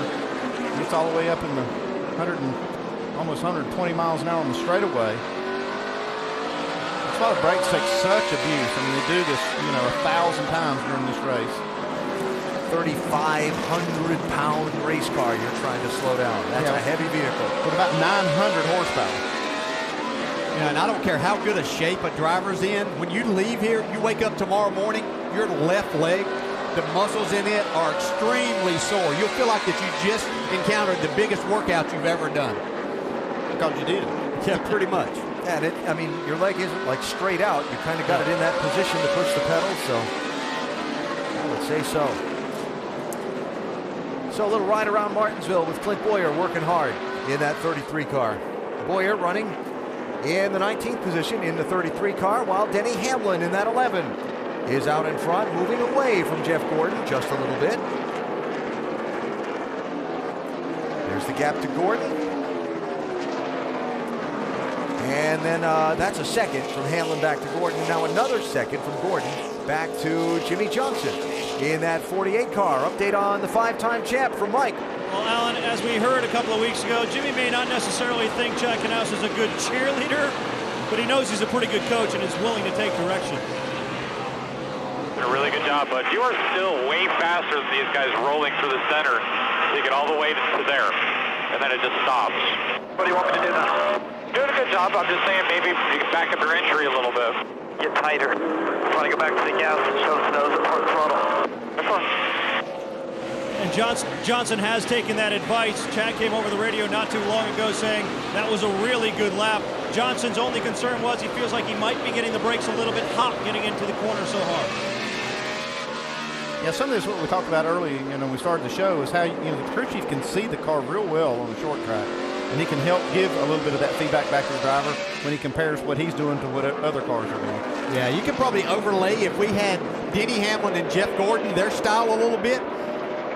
But Jimmy Johnson would be outside the box some. He drives the car in harder. He gets it to the point that he needs to carry the speed and then point it in the right direction. And that's why he can't back the corner up as well, because this is what works for him. Been very successful with it. So Jimmy, the 5-time champ, starting today's race with a deficit to try and work out of if he's going to keep that streak rolling. 50 points back, 50 positions back. He's got some good tracks for him coming up if he's going to have a shot at it. Former winner at Texas, 3-time winner at Phoenix. Homestead, well, he's never really had the race for the win there much before in those past championship years. Time to go NASCAR Nonstop, presented by AT&T.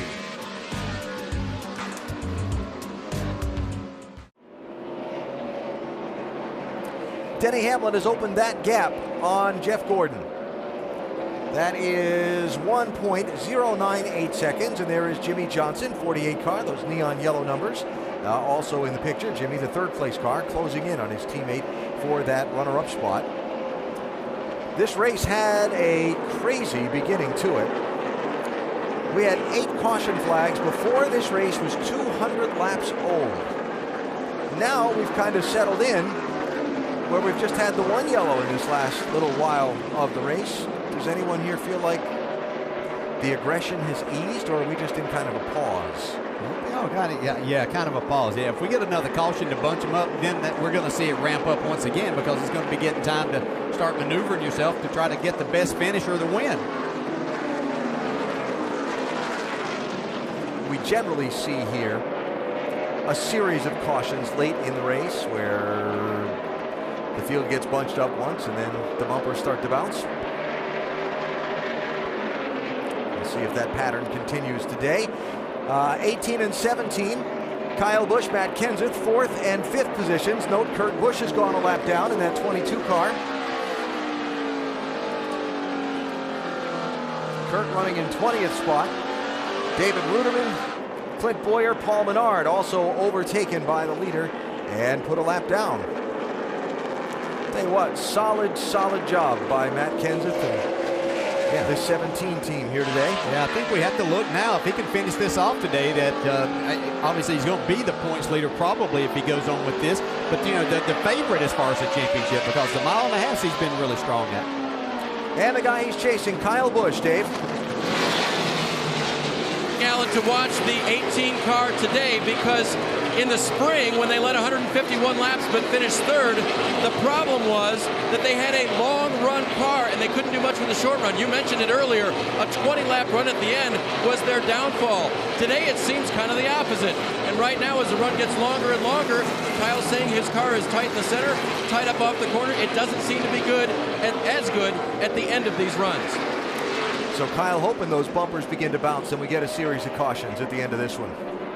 Make a little use of that short run car.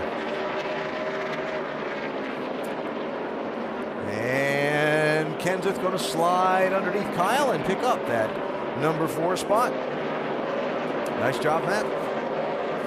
Now saw Carl Edwards getting lapped a little while ago. Here is Tony Stewart about to go a lap down to Denny Hamlin. Yeah, they adjusted on this car. The last caution that we had, and put a spring rubber in the right rear and raised the track bar, helped it a lot. As a matter of fact, I mean, he's up 16th, but Denny Hamlin's just running so good right now that he's put a lot of good cars a lap down, and now it's like Tony Stewart is the next victim. He was squeezing there, wasn't he?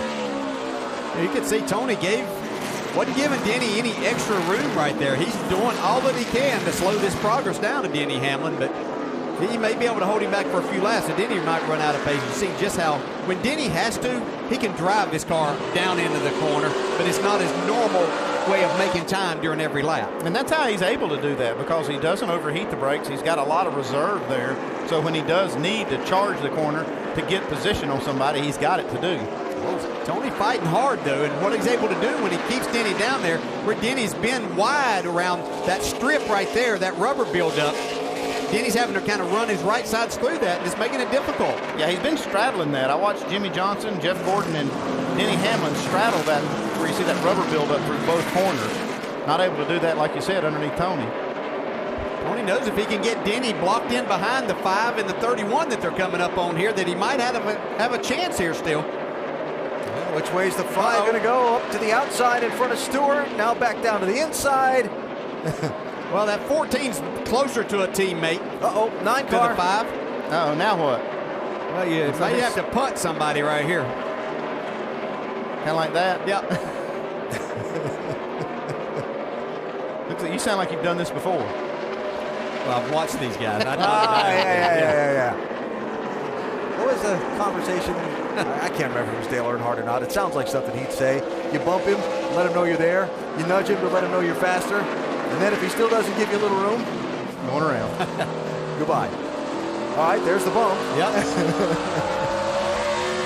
Denny Hamlin tried to put a lap on Tony Stewart, but still 142 laps to go. We go NASCAR Nonstop, presented by AT&T.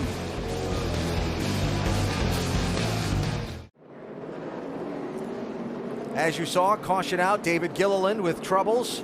In turn 1, the leaders all on pit road with 137 laps to go. Mike? Chad Kanowski asking Jimmy Johnson what he needs. He said, the same adjustments you made last time, just a little one. They'll go to work on the chassis, a wedge adjustment there, a 4-tire change on the 48 car just to free it up a little. Jamie? Jeff Gordon, bottom left, saying it's just not turning well. It's sliding the nose. They're going to make a wedge adjustment. They brought the air pressures down 4 tires, Doc. Upper right, Matt Kenseth said the longer we run, the better it is. Loose early, tight middle, then it gets really neutral and runs well. Jimmy Phoenix said leave it alone, 4 tires only. Dave. Leader Denny Hamlin on your lower right. He needs a track bar adjustment and a little air pressure adjustment. Just a little help to get off the corner. Could have used a little help getting off of pit road, and he got it. He will stay out front, guys. There is Coca-Cola race off pit road. Denny Hamlin stays out in front of this field. Jeff Gordon giving up second to Jimmy Johnson. We go NASCAR Nonstop, presented by AT&T.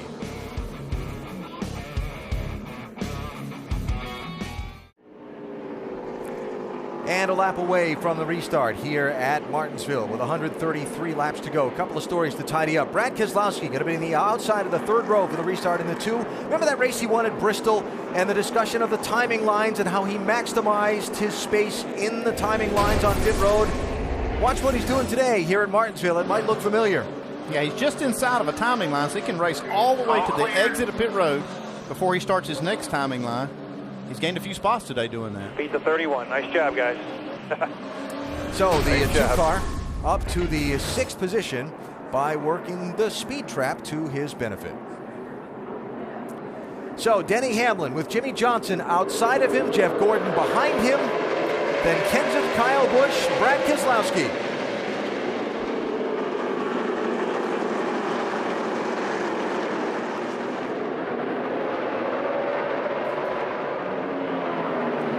Jeff Gordon lost the spot to Jimmy Johnson on the pit lane, but gained that inside line for the restart. We'll see if that works out to his advantage.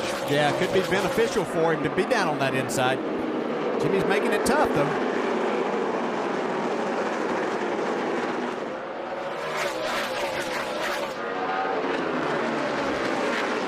I'm thinking we might see Jimmy fall back in line here, though. If not, he might take a chance of losing that spot to the 18. Well, he's got a chance to right now. He's got it. So they sorted out up front. Top 5, now top 6 single file. It's Keselowski in the 2 that's caught in that outside lane. Montoya goes by him in the 42. 43, Allmendinger not going to let Keselowski get that inside lane back. Great run for AJ today, along with Montoya up there in the 42s. We got a battle for the lead now. Jeff Gordon, big run to the inside of Denny Hamlin. Not with us earlier, Gordon's car battered in a wreck at lap number 7. Hamlin also sitting sideways, facing the wrong way on the racetrack, back at lap number 7. Hamlin went all the way back to 30th place at the time. Gordon went back to 34th. There's Kyle Busch looking for a little running room on Jimmy Johnson for 3rd. Like they may have made a pretty good adjustment here for Kyle Busch in this 18. He'd been off the last 2 runs a little bit. Now, where Denny Hamlin is concerned, just in front of him, remember last time, he gave up a spot on the restart, and then as the run went on, gained that spot back and a couple more. So we'll see how that plays. Yeah, I'll assure you, Denny Hamlin's not really worried about this race right now, as far as not being the leader of the race. He'll regain that, he firmly believes, as they get probably 40 to 50 laps on the tires. Just remember in that radio we heard from Hamlin earlier about it's just a matter of time. Wonder if that's what he's thinking now. Kyle Busch, Dave, running third. Well, I was thinking of the teammates there. Yes, it is a matter of time. Remember that 11 car is a long run car. That 18 car has been more of a short run car today. And so where Kyle liked it best was about 2 runs ago. In fact, he said to crew chief Dave Rogers, let's go back 2 runs. So they went back on a couple of adjustments, added some more to try to free up Kyle's car just a little bit. And as we noted before, it is best right now. All right, well, Kyle hoping for the caution pattern from early in the race to revive itself, where we had yellow after yellow after yellow. Yeah, I think Jeff Gordon is too. His car seems to be really good in these short runs, and I don't mean real short. He's pretty good the first half of these green flag runs, and just at the end of that where Denny Hamlin was able to pass him in the second half.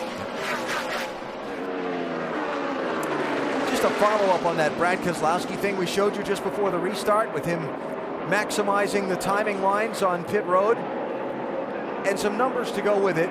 Among the drivers competing for the championship, spots gained on pit road today, guess who's at the top of the list? Well, since our camera's on that 2 car, I'm gonna guess that's the answer. You think that's where I was leading you, huh? 12 spots. Wow, that's a good job by crew and driver. Yep.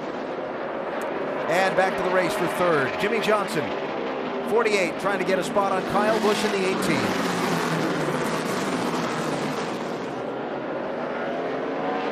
Not sure what to make of this 48 car in this stage of the race. We heard Mike's reports on him a couple of times, and you know, he's there, second, third, fourth, third, second, but he's not up there leading laps or knocking on the bumper of the race leader. Even when he was second to Jeff Gordon, he was a second behind Jeff Gordon. Yeah, I think they've been solid. They've had to make some adjustments. They can't get exactly what Jimmy's looking for in this car to get out and lead laps like we are accustomed to seeing, but he's got some pretty tough company right there. I mean, these other drivers are all very successful here too, even though Kyle Busch doesn't have the wins like these guys do. But the last probably 3 or 4 races, Kyle Busch has had himself right up in the mix every single race. Third and fourth, the last 2 races here. That's being in position to contend for the win. His car looks better this run, though. You can see right now, looking inside of Kyle Busch, they made an adjustment on that last stop. They said they weren't going to make a big adjustment, but they did free it up a little bit more. Sun's going down, track's getting a little cooler. And a little more rubber built up on it. And it's getting time to win. Yeah, yeah. Oh, yeah, and that is when Jimmy checks his watch and turns it on. Yeah, Jimmy squeezed up in front of Kyle Busch. Little wave there. And Johnson to third. Behind Denny Hamlin and Jeff Gordon. Gordon out in front with 117 laps to go. We go NASCAR Nonstop, presented by AT&T.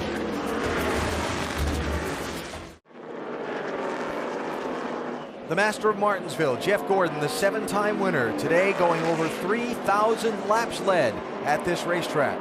Out in front of today's event with now 109 laps to go. Another Martinsville master, actually 2 more Martinsville masters right behind him. Maybe even 3. You got Kyle behind them. Well, top 3 have accounted for a lot of wins here. Let's see, Gordon's got 7, Denny Hamlin's got 4, Jimmy Johnson's got 6.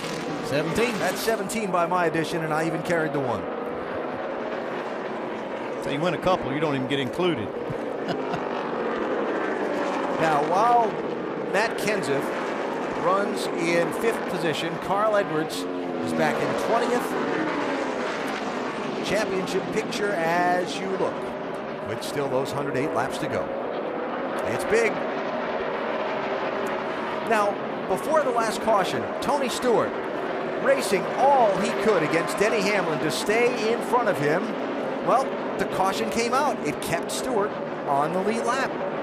Yeah, it was a stellar run right there. I'm telling you, he did such a great job to keep that 11 behind him, and he really dug deep to keep his team in this championship hunt. We'll have to see how this run continues, but he's actually passed some cars here that had driven away from him in the previous run. So I don't know what kind of adjustment they made, but it looks like it's working right now for this 14 of Tony Stewart. And again, up to 13th position for Smoke. Getting closer up front. Denny Hamlin closing in on Jeff Gordon. There's 3rd and 4th, Johnson and Kyle Busch. Matt Kenseth running in 5th. And Doc, some curious radio conversation a minute ago. Yeah, Alan, hard to believe that a full contact physical short track race might just come down to fuel mileage again. Listen in to Jimmy Finnegan and Matt Kenseth. Just keep helping the best you can with that fuel, man. Okay, it's hard to do too much here except bridle around, but I'll try. Yeah, I just looking if it stayed green, you know, if we could make it. Now the conversation after that went like this. Jimmy Finnegan said, if you get what you got 2 runs ago, we're a couple of laps short. If you get what you got on fuel mileage this last run, we're right on the number, and we should make it. Now my question is, as you saw a moment ago, if he runs the way he runs, he can leave here as the points leader. Well, Doc, not going to have to probably worry about that because the caution is out and the picture changes. Constant adjustment by the crew chief. Jeff Burton turned around, running 14th at the time. He, 2 laps before, had a big wiggle up off turn number 2.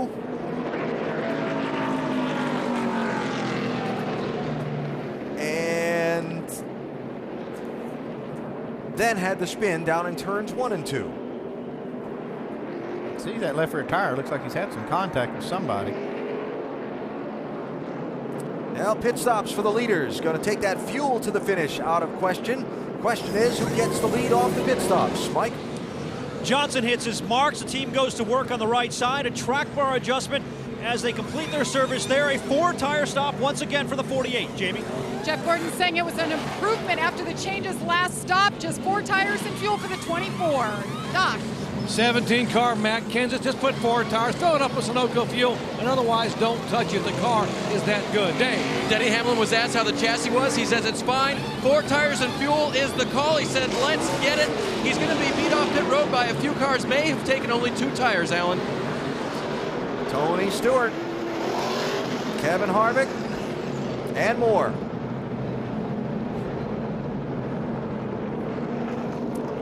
Well, you weren't on pit road all that long ago, so you didn't need the full tank of fuel as far as the time to fill it all.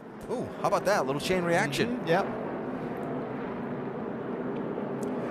So let's see. Was that Ryan Newman was the cue ball, and Kurt Busch was the other ball that you hit the combination into in the corner pocket. 22 balls, but he hit him. Jeff Burton ended up in the pocket. NASCAR Nonstop, presented by AT&T.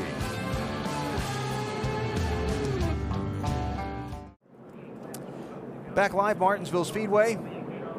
Getting set to see some wave arounds get sent past the pace car to get back onto the lead lap in this race after the latest round of pit stop that saw some strategy played by some of the front runners. Kevin Harvick is the new leader of the race. 29 car getting off the pit lane ahead of Jeff Gordon. Here come the wave arounds. Mark Martin, Kurt Busch, Joey Logano, Regan Smith, Casey Mears, David Ruderman. Those cars getting back onto the lead lap except for, no, Smith does get back on the lead lap.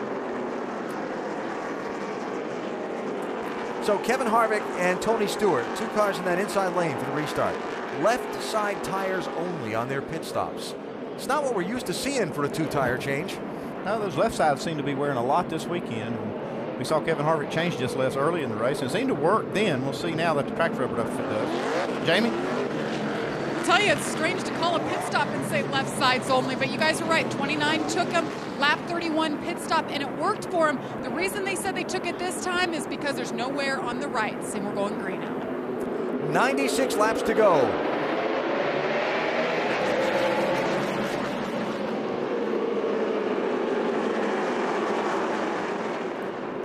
Will the bumping and banging, will the intensity start to ratchet up here? Kyle Busch diving to the inside, turn 3. Matt Kenseth gives way. Beating and banging behind him 3 wide. That's Allmendinger got knocked around a little bit and has the smoke trailing from his car. Yeah, does that answer your question about the beating and banging? Yep. Bet it's not done yet. No, I don't think so. Wow, that's unfortunate for A.J. Allmendinger. He had a great run all day. Now has some damage he's going to have to deal with. And these guys that had been those fighting for the lead before the strategy play by Harvick and Stewart. Gordon, Hamlin, Johnson, Kyle Busch. We were just talking about Tony Stewart fighting for his life. trying to hold Denny Hamlin back to get a good finish out of this. Here he is running second. It's an incredible job that Tony's done today. They've got one around over in 3 and 4. He may get going again. That's Hermie Sadler, 71 car. No yellow just yet. He's right in the middle of the racetrack. Caution is out. You saw that black smoke shoot out of the exhaust pipes. Started it, stalled it, got it restarted again and spun it around, but by then the leaders were coming off too at speed and NASCAR had no choice. So now we'll get to do this again. Yellow number 12. Clint Boyer, free pass on the last caution. Back on the lead lap. Free pass on this caution. Guess who? Another break for the 99. Carl Edwards. How about that? So Carl will come back around onto the lead lap in 23rd position, and all of those guys who took the wave around are going to get to come in and top off the fuel and get fresh tires. Regan Smith, Mark Martin, Joey Logano. Wow. Clunk, clunk, clunk. In fact, that was a little payback. Hermie had to pay the price. Time to go NASCAR Nonstop, presented by AT&T.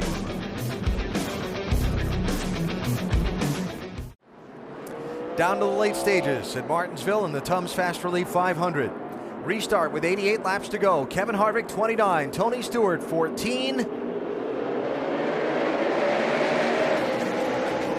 23 cars on the lead lap. Let's see who's the first to get bumped around. How about Brad Keselowski in the 2? Yeah, he bumped the 18, who jumped down in a hole right in front of him. Oh, 42 into the 88.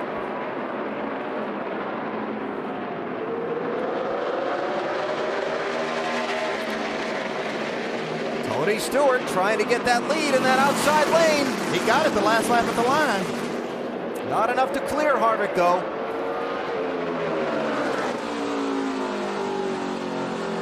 Pretty amazing the adjustment they've made is see some contact. Oh, trouble. Greg Biffle is spun around. And the caution's out. Got left rear spoiler damage here. That's a pretty big damage. Caution number... Sorry, guys. 13. I think we might be all right.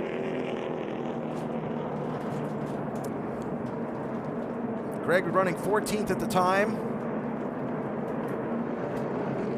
Of course, these things don't happen without a cause. That's the effect. The intensity ratcheting up in the pack here. I was starting to call up front. It looked like Harvick had gotten into Tony Stewart and Jeff Gordon was getting ready to go 3 wide, but then this happened behind him. Yeah, it looked like Biffle just got in a little bit hot, couldn't turn down, got into the side of Ryan Newman and basically took himself out then and trying to stay off anymore. But he wheel hops a little here. Oh, yeah. You can see it. Big rear. time. See that left rear tire jumping off the ground. Tony Stewart on pit road, giving up second spot. Yeah, that might have been that contact you were talking about right there. No fuel, no fuel. Left front low, or this Yeah, it looks like the is. left side tire might be down.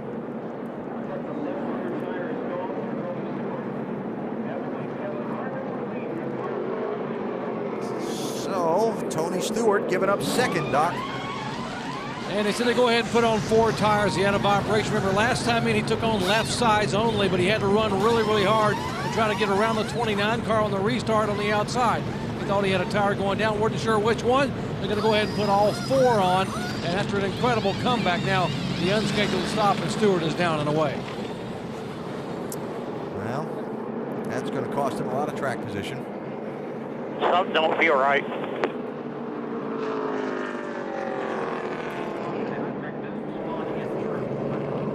Track bar and all look good from in here.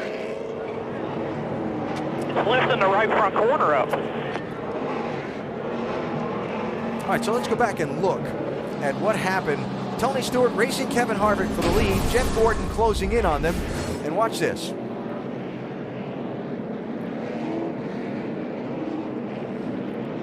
They have some more contact right here. Right there. Yeah. That's wheel-to-wheel contact. That's why they looked at that track bar, because it's one thing that could have bent in that little exchange.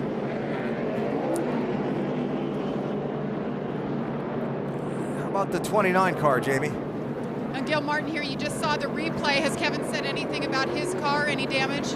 No, I don't think so. I don't think we've got any damage. I mean, we had to do a little some strategy there with the Budweiser Chevrolet.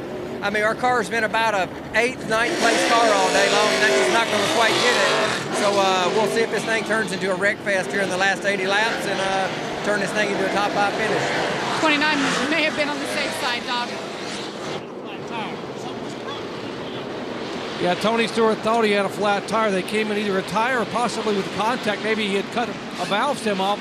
All 4 tires were up. They look okay. Wheels look fine. Nothing was loose, but they put 4 on. So that pit stop there are the 4 tires that just came off Tony. Now he's got a long way to go, guys. Doc, thanks. And from that contact between Stewart and Kevin Harvick, just notice the lettering on the sidewall of the right front of Kevin Harvick's car is all rubbed away. So, restart, 81 laps to go. As Gil Martin said, is it going to become a wreck fest?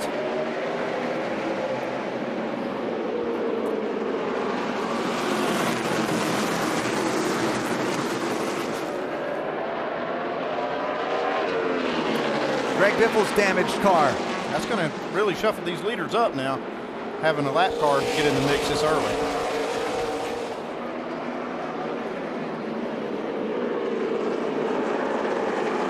Biffle after the crash, 2 laps down, 26th place. Joey Logano, free pass at the last caution, back onto the lead lap, 23rd spot after a very tough day for that 20 car. One thing this is going to do with Biffle down there is going to give the outside lane maybe a little advantage here where the inside lane's had it before. Or put somebody on the outside at risk here as they try to go around Biffle and make it 3 wide in the corner or something. Like right here. Yeah, or put Biffle at risk if somebody just decides he's in the way. Bang, crunch, bounce.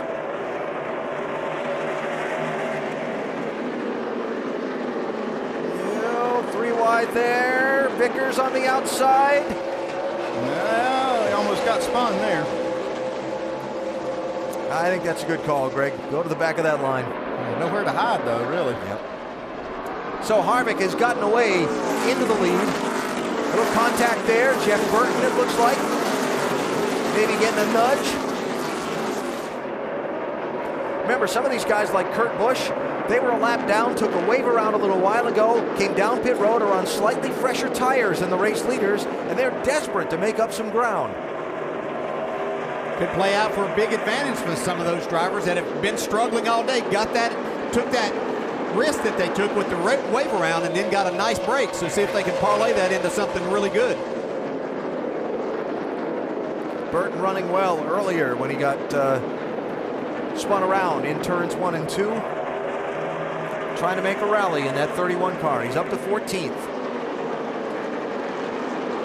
How about Kurt Busch, Dave? Well, there have been times today, Alan, when he's been complaining about the car, but he's been as fast as the leaders, and other times, whoa, Menard into him in the side there, Alan. But lately, it's just been a little bit tight. They got it better on the last run, and of course, as you said, the wave around worked. Is this one going to boil? All around now. Caution. A lot of smoke. Nobody can tell where he's sitting. Paul Menard, Kurt Busch, 27 and 22. And there was the bump. Then there was the nudge. And then there was the spin. Well, that's not good. No, ripped the right side off of his car. Paul Menard has. You think Robin Pemberton at the drivers' meeting might have reminded these guys that it still is boys have at it? He may have. Because they're still having at it. Well, here it is.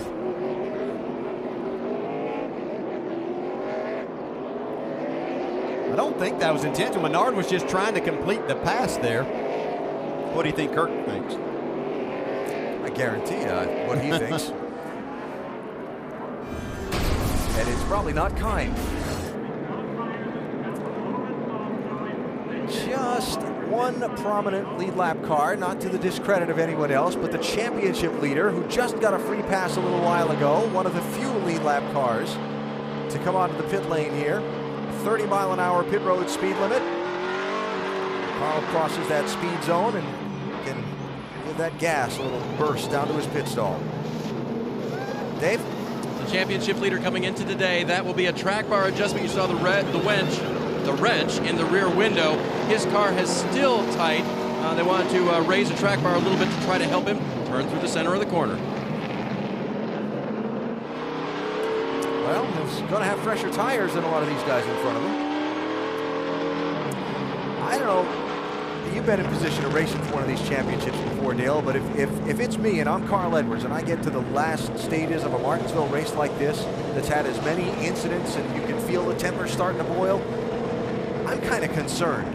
Oh, absolutely. It's a big concern. That's what you're thinking. You keep putting yourself in the middle of all of this, and he's been dodging a lot, though. Well, why don't we ask him if he's concerned? Carl, our in-race reporter today, and it's been kind of a busy day. We haven't had a chance to talk to him yet. Hey, Carl, Dale Jarrett, you have a copy? I gotcha. Well, looking from our vantage point, you've had quite the interesting day out there, young man. Yeah, interesting is that's an understatement. You know, last week we were trying to ride around the back. This week we're not, so it's a lot more work. Let's hope that we can get a lucky break here. We've just made a pretty big adjustment on the car, and hopefully we can get back up there and race. Hey, Carl, what are you adjusting for? What's your car not doing that you needed to? Won't turn. Earlier we struggled with too loose, and now it won't turn. But Bob's made some good adjustments here, so we'll keep marching. We don't ever quit. All right, thanks a lot. Have a good run. Championship leader Carl Edwards showing in 18th position at the moment, with still a lot of racing and potentially a lot of chaos in front of him left to go. Mark Martin free pass on this caution. Took a wave around at 399, was 2 laps down. Took the free pass here. Mark's back on the lead lap. Yeah, he's got his bumper flapping in the wind there, but good to go. So 1 to go is the signal. Kevin Harvick out in front, took just left side tires on his last pit stop to gain some track position. Jeff Gordon running second, been one of the stronger cars all day. He was way in the back after a lap 7 crash. Jimmy Johnson running very well in this race, not able to muscle his way to the lead for any extended period of time. Denny Hamlin, the most recent dominant driver at this racetrack. He's had a good car on the longer runs. This series of cautions we've had have kept him from showing that strength in recent moments. You've got Kyle Busch, led more laps today than anyone else. He's running 5th in that 18 car, and Brad Keselowski as low as 28th in this field. Another remarkable recovery for the young man who still remains in the hunt for this championship. Matt Kenseth in position to take over the championship lead. He runs in 7th spot, 68 laps to go. How's it going to play out? No, but somebody back in the back there is going to get a penalty. They were 3 wide on the restart. 99 was up on the outside. He's the one that I saw make it 3 wide. We'll have to see what NASCAR says about that. He's going to get a penalty. Carl Edwards is going to get a penalty. Yeah, I don't know if he was just trying to get in his spot or what. There was looked like a little confusion. He went up on the outside, made it 3 wide to come to the green.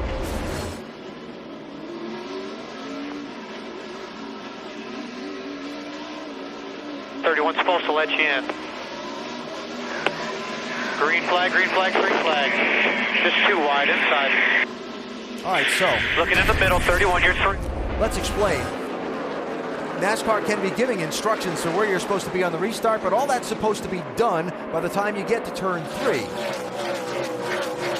I am told that NASCAR has taken another look at the situation. Carl dropped back where he was supposed to be, and they're going to pull that penalty call down from the board and call Carl okay. Yeah, they're checking on it. They told us to pull up. I don't know what the result is yet. Yeah, it looked like some confusion as they were coming to the green. Well, if he was instructed to get in front of the 31, that's one thing. So Edwards for now. We're fine. Just keep racing. They pulled the black flag back in, so Bob's working on it. There you go. Edwards for now, good to go, and running in 19th spot. Up front, Jimmy Johnson all over the bumper of Kevin Harvick for the race lead. And a nudge. Can he get inside? He does, door to door.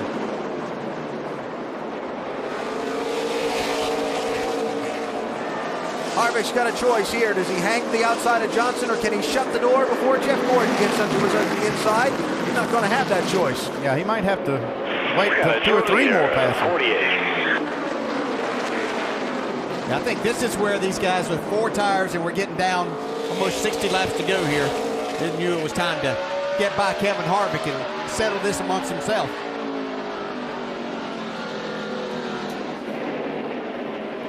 Denny Hamlin through, Kyle Busch through. Now Kevin Harvick back to that inside line, but he goes from 1st to 5th.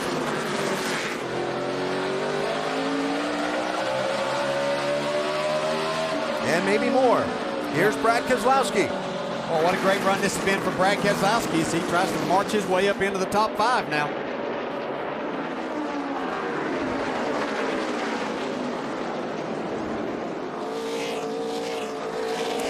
And Keselowski through Harvick. Brad to 5th, Kevin back to 6th, Dale Earnhardt Jr. by Matt Kenseth. Yeah, that was a real battle. Junior locked the front tires up going into turn 3 a minute ago. Almost got into the side of Matt Kenseth. Did a good job staying off and then took the spot away. So Jimmy Johnson out in front. Remember back in 2007, won 4 races in a row en route to the championship. Just when you want to count that 48 car out,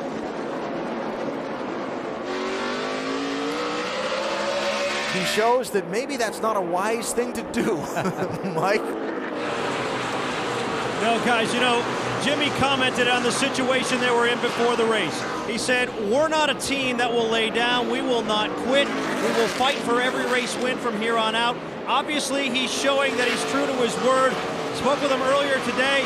I got a sense of optimism. I asked him, is this as good a car as you ever had here? He said yes. He's up front now, Mike, as we get to the closing laps of this one. Are we going to get to the end without another caution and another restart? I doubt it. We had a good shot for a caution just a second ago. Yeah, they're still trying their hardest to get one. A.J. Allmendinger got knocked up out of the groove in turn 3. He was 15th at the time. He has kept going, but he's back in 23rd spot. Here's what happened. You can see he gets in and just gets in way too hard and pushes A.J. He's trying to stay off of him, but just too much speed there. Regan Smith in the 78.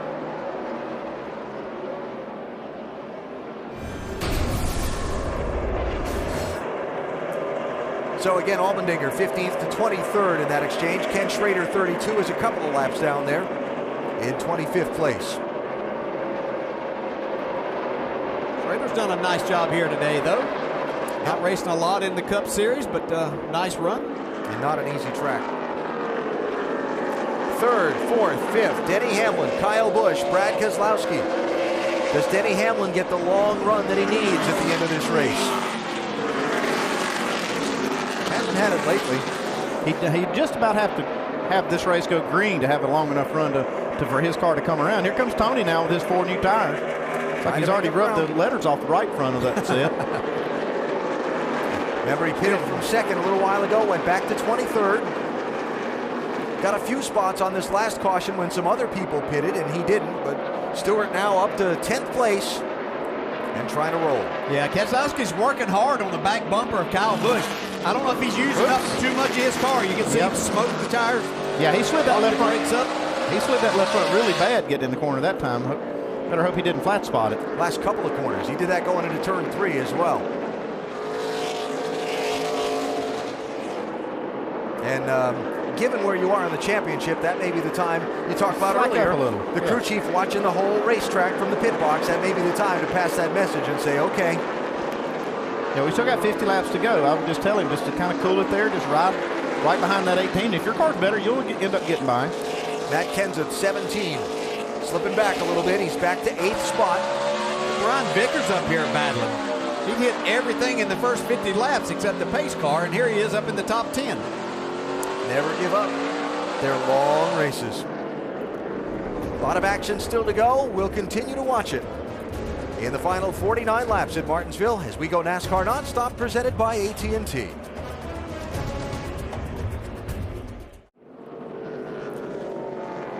Jimmy Johnson does not pit. Almost all the other front runners do. Jamie?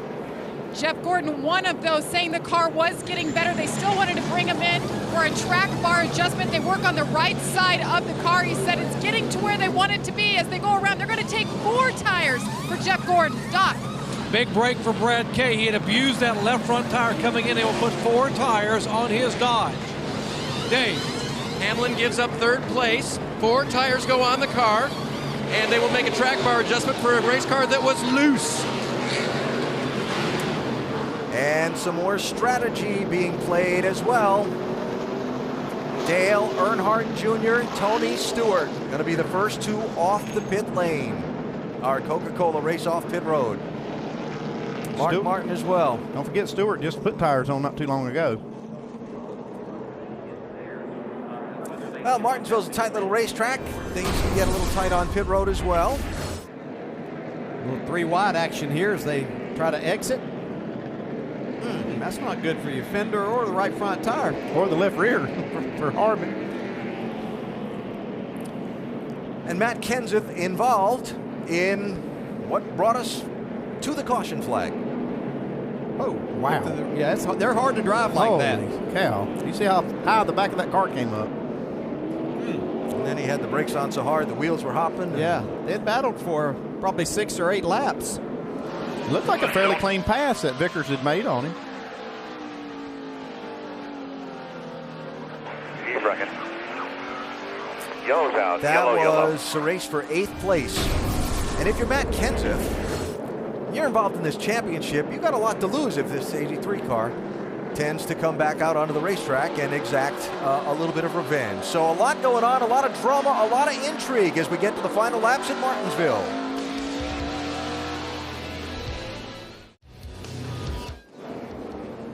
Johnson, Jeff Burton, David Ruderman, and Dale, those 3 did not pit. Here's the 48's radio. Well, the whole field came. You tell me when I'm alongside the commitment line, so I can't do anything at that point. It's so late, and I didn't want that call. Blew another win this year. Yeah, we'll see. It's a tough spot to be in. You're the leader. You don't know what people are going to do behind you. You hope they'll kind of take the lead from what you do. And your best bet right now. Oh, Tony locked it up. Your best bet right now, if you're Jimmy, is to run and hide while these guys with fresher tires are trying to make their way through this traffic.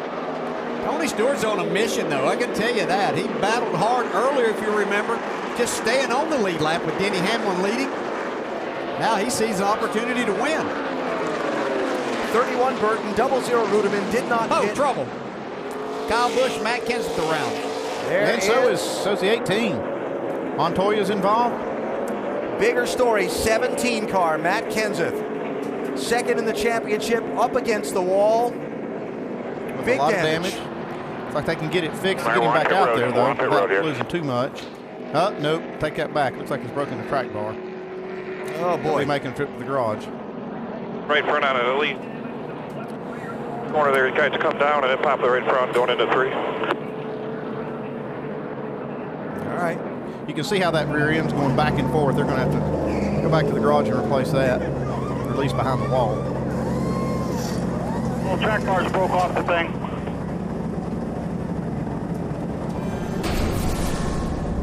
Watch Kenseth and watch Kyle Busch.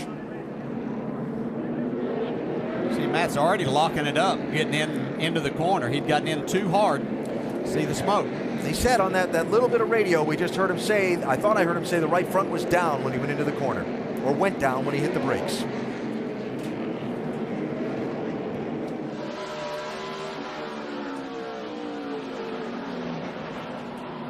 See a lot of steering wheel shake right before that. Now what?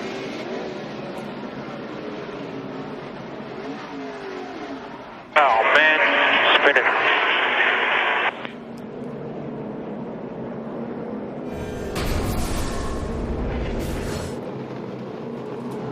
Well, Kyle Busch with some damage to be attended to by his team. Kyle 6th in the championship coming in. The more laps we click off, I think it kind of plays a little bit into Jimmy Johnson's Don't need to favor. lose a lap, guys. Jake, put those lugs on. We might have to go back out. We're at the pace car, Eddie. At the line, gotta go. Tighten it up. Tighten the lugs. lap. Just stay here. Just stay. Keep working on it. Keep working on it. Well, guys, as he heads off of pit road, the main thing that they were trying to work on was obviously the front end. Kyle called the car killed. Dave Rogers said that, and they did not get all those lug nuts tight, Alan. Yep. Problems worsened. Looks like they got none of them tight. That is the left front from the 18 car.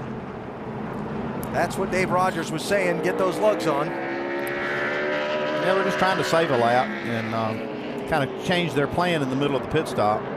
We're going to lose a lap. We're going to have to lose a lap. And the farther he rides around the racetrack on that. Yeah, that's hard on that suspension. You're lucky if they don't have to take it behind the wall and fix some of that.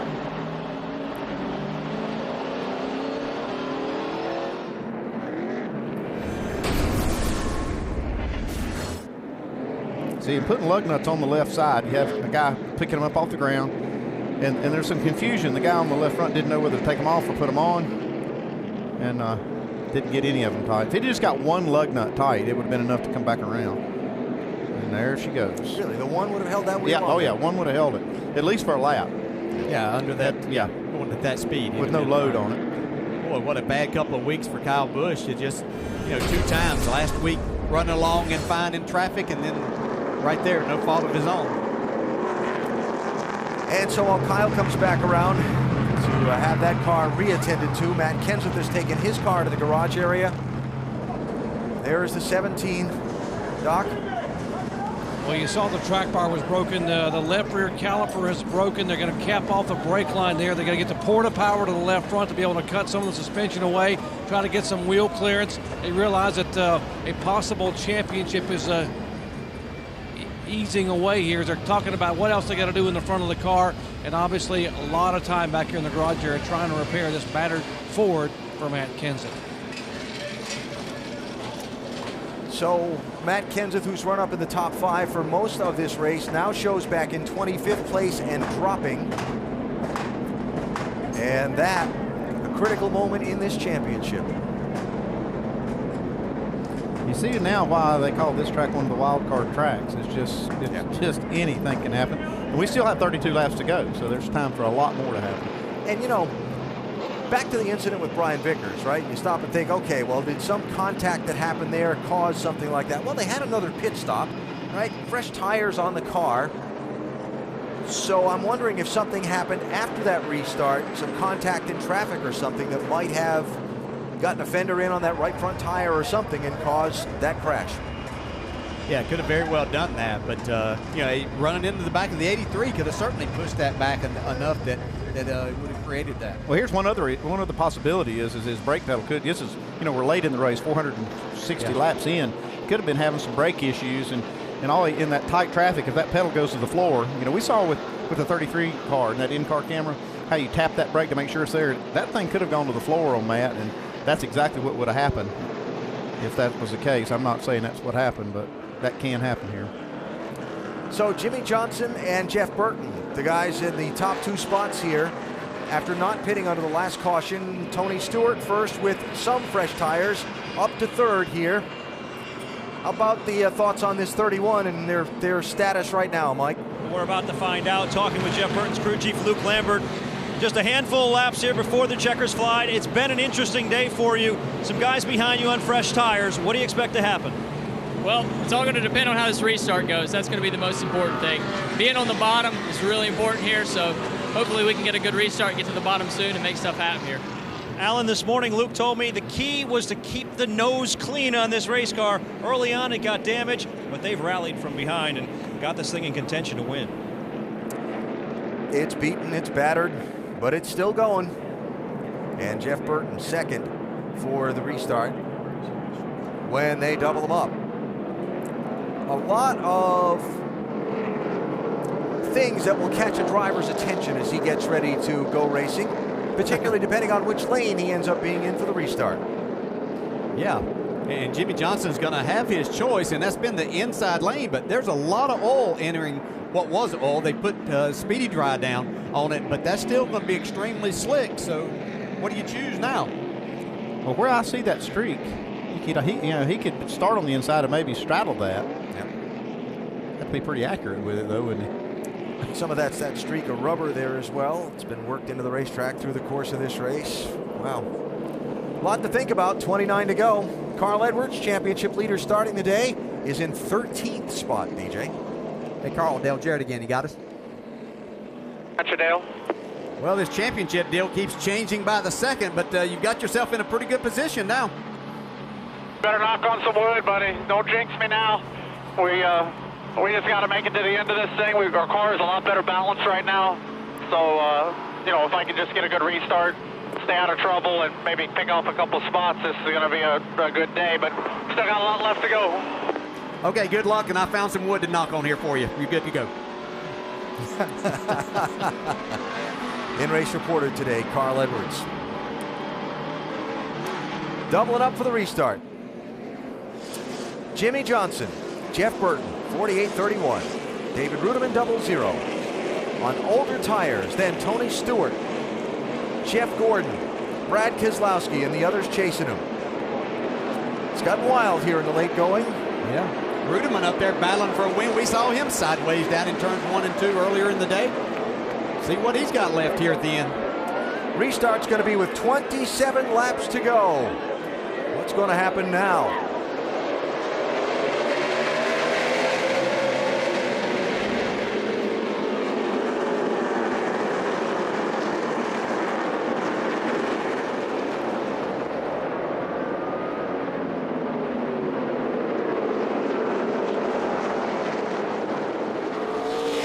Johnson clear of Burton. Here comes Tony Stewart inside of Burton for second. 14 car through to the number 2 spot. Jeff Gordon under David Rudiman. Brad Keselowski with a nudge on the 00. And a car spinning around. Ryan Newman. No caution. Yes, caution. 22 got us there. Number 17. Yellow flag number 17. Wow. What's the record? I believe it's 21. We still got time. Yep.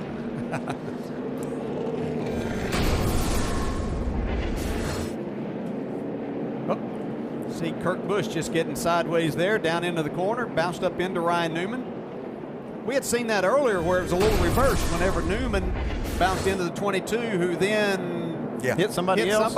Yeah, it's been so many, I can't remember. Yeah, losing track now. That's why I got all these pieces of paper flying around all over here. I got to write some of this stuff down. Yeah, look at all the pages you got. I'm telling you. Then I got to try and read my own writing later. Second consecutive caution that Greg Biffle will get the free pass that puts him back on the lead lap. Wow, with that damaged car. That was the 31, by the way, that got hit in that three-way exchange. I do remember it now.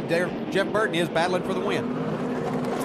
Well, Tony Stewart, they've used a little strategy. They've used a little determination, Doc. They're in second.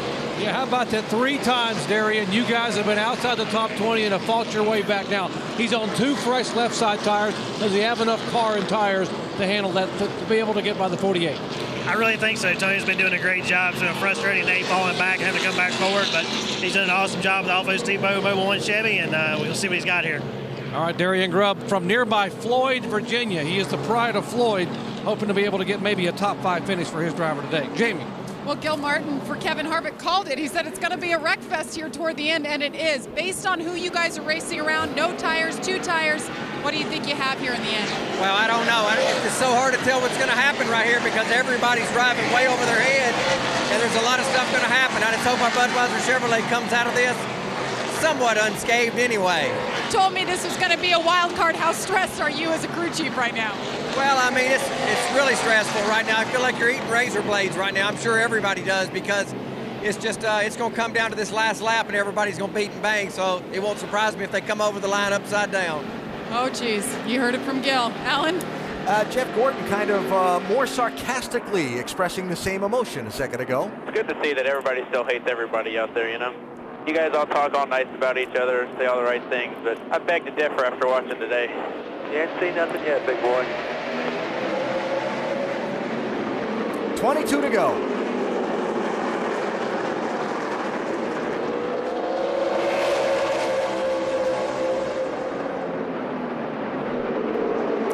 Tony Stewart trying to get clear of Jeff Burton for second spot. Stewart wheeling that 14, saw those busy hands off turn 4. Dale Earnhardt Jr. up into third. Brad Keselowski with a little protected move. Joey Logano has come all the way back through this field in that 20 car. He is racing for a top 10 spot. Clint Boyer sliding the tires. Yeah. How about Burton? He's been a long time since Jeff Burton won. He's hungry. Came close last weekend. He gets clear of Tony Stewart. Wow. Comes Junior. Speaking of long time since he won. So close here in April, Dale Jr. was. It's a little frustrating for Jeff Gordon. He's the first car that's got 4 tires. Well, I take that back. I believe it's the 88 car now. Junior, yep. Junior got by him there on that break. Jimmy Johnson out there on those tires, though. Looked like he was going to be a sitting duck when they stayed out. A little miscommunication. Left him out there in much older tires. Juan Montoya's hood flew up, had them come to pit road. I don't know if he could see or not. There it is. It'd be difficult to drive that car. Yeah, it looked like some of the others have been driving like that some of the day. Hamlin, Harvick, Keselowski. Hamlin might even have a left rear going. I don't know. Those tires are slow anyway, but you can see a little scuff mark on it. All the paint rubbed off the sidewall of him. I'm not sure that he didn't have a little damage there. That's for 7th and 8th place there, the 2 and the 11. David Rudeman had trouble off of turn 4 there. Lost quite a few spots. So down to 17 laps to go in what has been just a slugfest at Martinsville today. Big championship implications. Matt Kenseth is in the garage for the moment. Carl Edwards, actually Matt's just coming back out of the garage onto the racetrack. Carl Edwards has come back from a lap down to be running 10th right now. The race for the win, Jimmy Johnson slightly ahead of Jeff Burton. Jeff Gordon has been one of the dominant drivers on the day. He's had trouble shaking free of traffic in this run of the race. Right now he sits in 4th. Well, if Carl Edwards pulls this off here, we're talking about, I believe it was back in Kansas where he pulled a rabbit out of his hat, but this would be quite amazing. See, as he tries to go for that championship. See Denny Hamlin trying to get that spot back from Brad Keselowski. Not able to do it. And Montoya back on the racetrack minus his hood.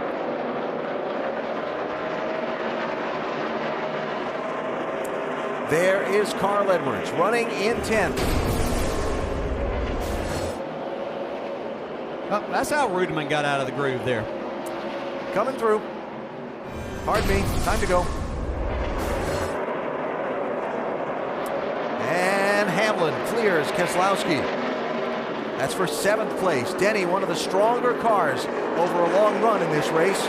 Shuffled back by strategy, and then all these frequent caution flags have kept him from having a go here at the end. Kevin Harvick trying to rally.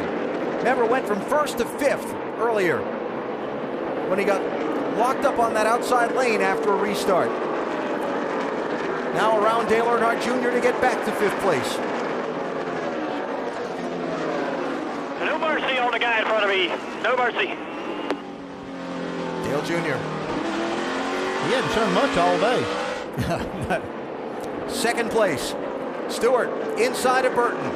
This could be big for Jeff Gordon's chances if he can get by Jeff Burton at the same time and then get a hold of Tony. And they're both through. They got some ground to make up to catch Jimmy Johnson. They don't have a lot of laps to do it. I'm not sure that Johnson's going to catch any lap traffic between now and the finish either. I don't think so. Yeah, good chance of that, but I'm not sure that we've seen our last spin either. Got a point there. Yeah, the fastest car on the track is Denny Hamlin, but he's not going to have enough time because it's only 10 laps to go, and he's running. He just made that pass for 6th spot. Here comes Gordon. 2nd place. Nope, little slip there. Now, we saw Tony Stewart earlier in the day be able to hold off Denny Hamlin, so he's willing to give Gordon that inside a little bit, but gets a nice run on the exit of the corner.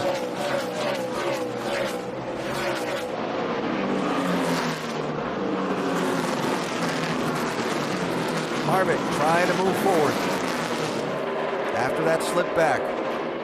Caution, trouble turn 4. Brian Vickers is around. Yellow number 18. So much for Jimmy Johnson's gap. I think Brian's been involved about half of those. He's certainly been his fair share up in here today. This is going to be interesting now. Which part? Just the restart and the racing? Yeah, this is going to put Jeff Gordon on the inside of the second row. It might be a good spot for him with his 4 fresh tires. Oh my. That's what that was.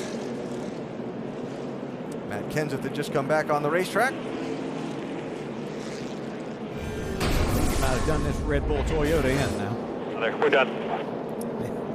Yep, there's your answer. I mean, he's caved that front end so bad now. I think the radiator's toast. And Kenseth, by the way, 23 laps down in 31st place. After the race for 9th and 10th gone wrong a little while ago. 8th, 9th, and 10th, excuse me.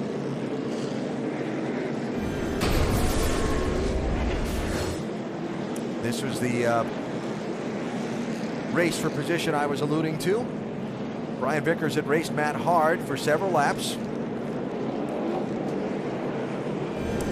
Matt said, I didn't like that. No.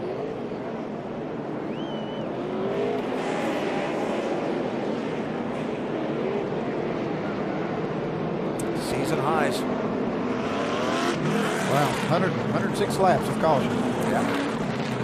What was it you said at the very top of the race portion of our telecast today, Dale? You thought patience would be in shorter supply even than usual?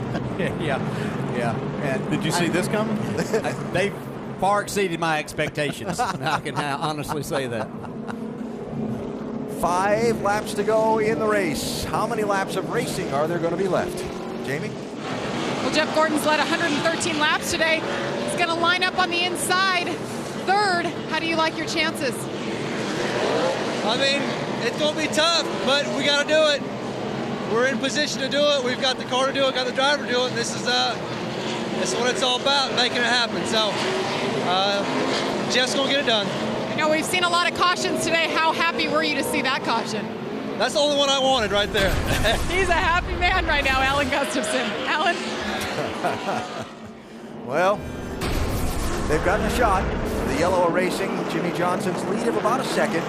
And you're going to get the 1-to-go signal here, which means we're going to see the green with 3 laps to go. I don't know if that's enough time, but he definitely has better tires. Gordon does. So the key for him here, he's got to stick to the inside and force Tony Stewart wide, right? Yeah, and then does he use up the back bumper of his teammate, Jimmy Johnson? I say yes. I say absolutely, probably.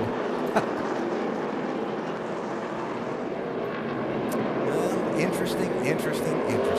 Yeah, we saw the truck race yesterday. The same thing kind of happened. The guy in 3rd place kind of snuck by 2 guys up front racing each other side by side and moved up the track and left an opening. That guy was Denny Hamlin. He's on the outside of that 3rd row. Might be too far back to make it up in 3 laps. I can remember a race here in Martinsville when 2 of the sport's best went into turn 3 on the last lap, tangled and took each other out, and the guy in 3rd won the race. Yeah, don't count out Kevin Harvick there in 4th either. 3 to go. Oh, Junior nudged around. He and Logano tangled. Keselowski goes around. Around here. No caution. Keep rolling. Come on. No caution. Need to roll here. And Stewart trying to get around Jimmy Johnson. He's got him cleared off 4. To the lead. Tony Stewart, 2 laps to go.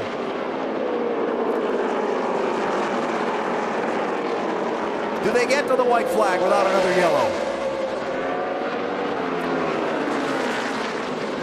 Can Johnson get the Stewart's back bumper? Here they come. Joey Logano into the wall. Far in the wall, Hard. turn 3. White flag's out, though. Logano still driving around. We are on the last lap. Stewart, Johnson, Gordon. Will there be a bump and run? He's going to try it. Johnson gets there, but not enough. Tony Stewart wins at Martinsville. Clint Boyer spinning around in the final corner.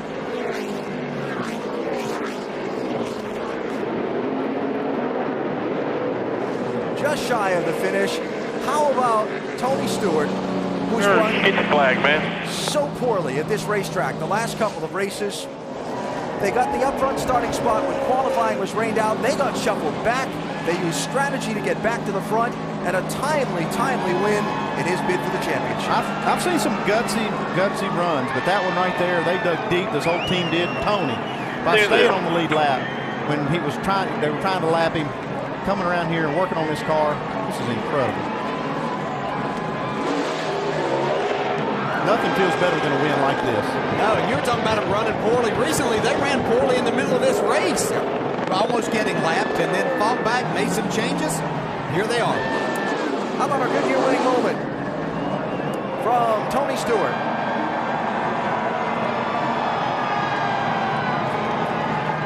We gave these fans their money's worth today. Well, Floyd, Virginia, not that far from here, Doc. This has got to be a huge win for Darian Grubb. All 432 people who live in Floyd, Virginia, got to be partying right now. Congratulations. What was the key to this remarkable comeback today, Darian? Just an awesome team that just won't give up. Got a great bunch of guys and did an awesome job. Incredible. You could hear the emotion in his voice. Even he can't believe, given how poorly they've run here in the last year and a half. Mike? Catching up with Jimmy Johnson, brings it home second, but I know you wanted so much more. Take me through that restart. Yeah, I just didn't get away from him on the restart, and he hung on awfully strong on the outside, and I was more worried about clipping a curb, and he was running me tight and not, taking him out of a championship situation, trying to mind my P's and Q's, and just wanted to do the right thing. Unfortunately, got beat in the process. Thought about going in there and leaning on him, moving him up, but it's just not the right thing to do. But I just wish that prior to that, the 83 was a part of every caution here in the final 3 or 4. I wish that he could have just driven around the racetrack and we could have won this thing, but whatever. We'll move on. A key moment was the last round of pit stops. You did not come down pit road. How critical was that? It certainly gave us the track position we needed, and the 24 got to third, I guess. So it really ended up being the right call. Chad was really nervous the way things unfolded. Felt like it might cost us a shot at the win, but man, it put us right in the catbird seat to win the race, and I just didn't. Last restart, Tony did a great job, and I didn't get it done. Alan, coming into the weekend, Jimmy Johnson said he would not lay down. He proved that today. All right, so Jimmy Johnson has to settle for second place today, and from here in Martinsville, we look ahead briefly to the final 3 races of the season. Got a lot more to talk about this one here in a second, but we look ahead. Texas Motor Speedway, Phoenix, and Homestead, Miami, the final 3 races for this championship. Tickets available, all the telecasts on ESPN. Join us at the track if you can. There's going to be some good racing here in these final few weeks of the season. Stories to tie up from that wild finish of the race. Brad Keselowski running 8th, got spun around in the late laps. Let's see if we can tell what happened. He finished 17th. Had all kinds of things happening there. Junior, it was Junior getting into the 11 of Denny Hamlin, who was bounced up into the 2. We saw those 3-way contacts quite a bit, especially entering on the restarts. Big loss for Brad, though. That's what happened to Brad, and again, he finished in 17th spot. Jeff Gordon finished 3rd. Jamie? Well, a lot happened to him today, and it started early. You dropped back to 41st. You raced your way up, led 113 laps. How would you assess today in the racing? That was crazy. I mean, absolutely crazy. Yeah, I hate we got caught up in that incident early with my teammate Dale Jr. Looked like he got the curb, and I chose to go high, and I should have gone low. But great effort by this Drive In Hunger Chevrolet. I mean, they fixed the nose. I was more worried about our brake duct overheating the right front, and I beat it up. I mean, I ran it hard to get our, to get back up there, and it held up. So I'm pretty happy with that.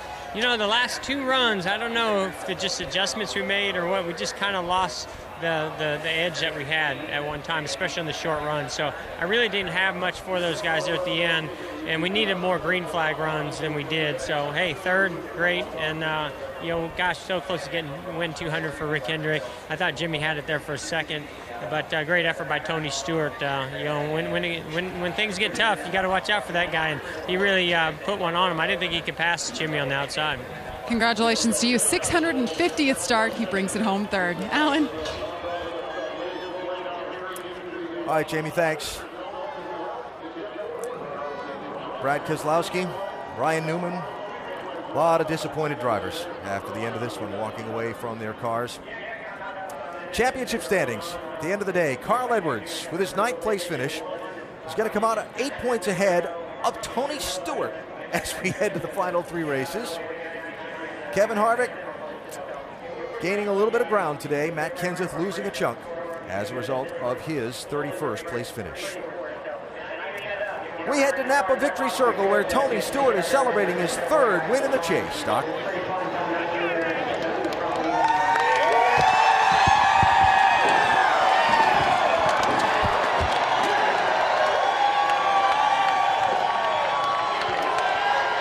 And what a celebration. What a remarkable effort today.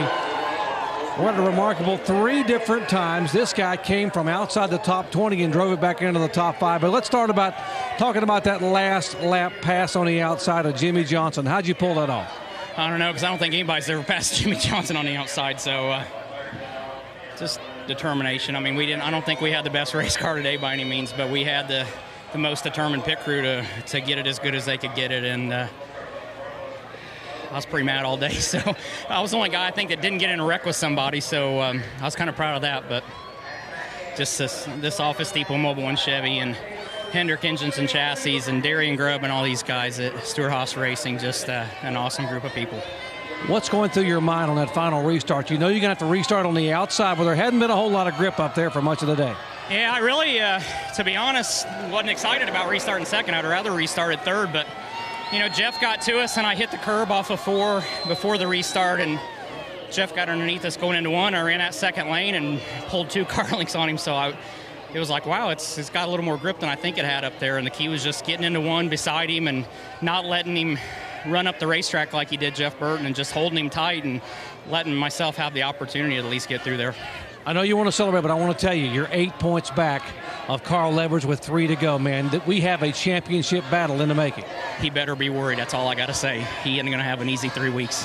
How about that for a warning from Tony Stewart? Wow. Nicole? Laying down the challenge. What's even more amazing is when you think of this, Tony Stewart at lap 360 was almost going to go a lap down when the caution came out at the completion of lap 500. He is in victory lane. Motorsports calendar, it's the Big O NHRA Nationals tonight, 7 o'clock Eastern on ESPN2. Immediately followed by NASCAR Now at 10 o'clock Eastern on ESPN2. I wonder what they'll talk about. Roundtable of that show, 2 o'clock Eastern tomorrow, with a recap of the entire weekend. And, of course, next weekend, the Nationwide Series returns, and we head to Texas. Join us at noon Eastern on ESPN2 for the Nationwide Series, and we are back at 2 Eastern on ESPN for the Sprint Cup Series race at Texas. We knew it was going to be a good one. Did we think it was going to be this good? Tony Stewart told me earlier this week, Wednesday, that if he can come to Martinsville, get a good top 15 finish, he can win this championship. Well, guess what? Game on. Here comes smoke. Lots more to come. If you want more post-race coverage, stay exactly where you are. Post-race coverage coming up on SportsCenter. Once again, congratulations to Tony Stewart, his 3rd win of the season. He is now 8 points out of the lead for this championship.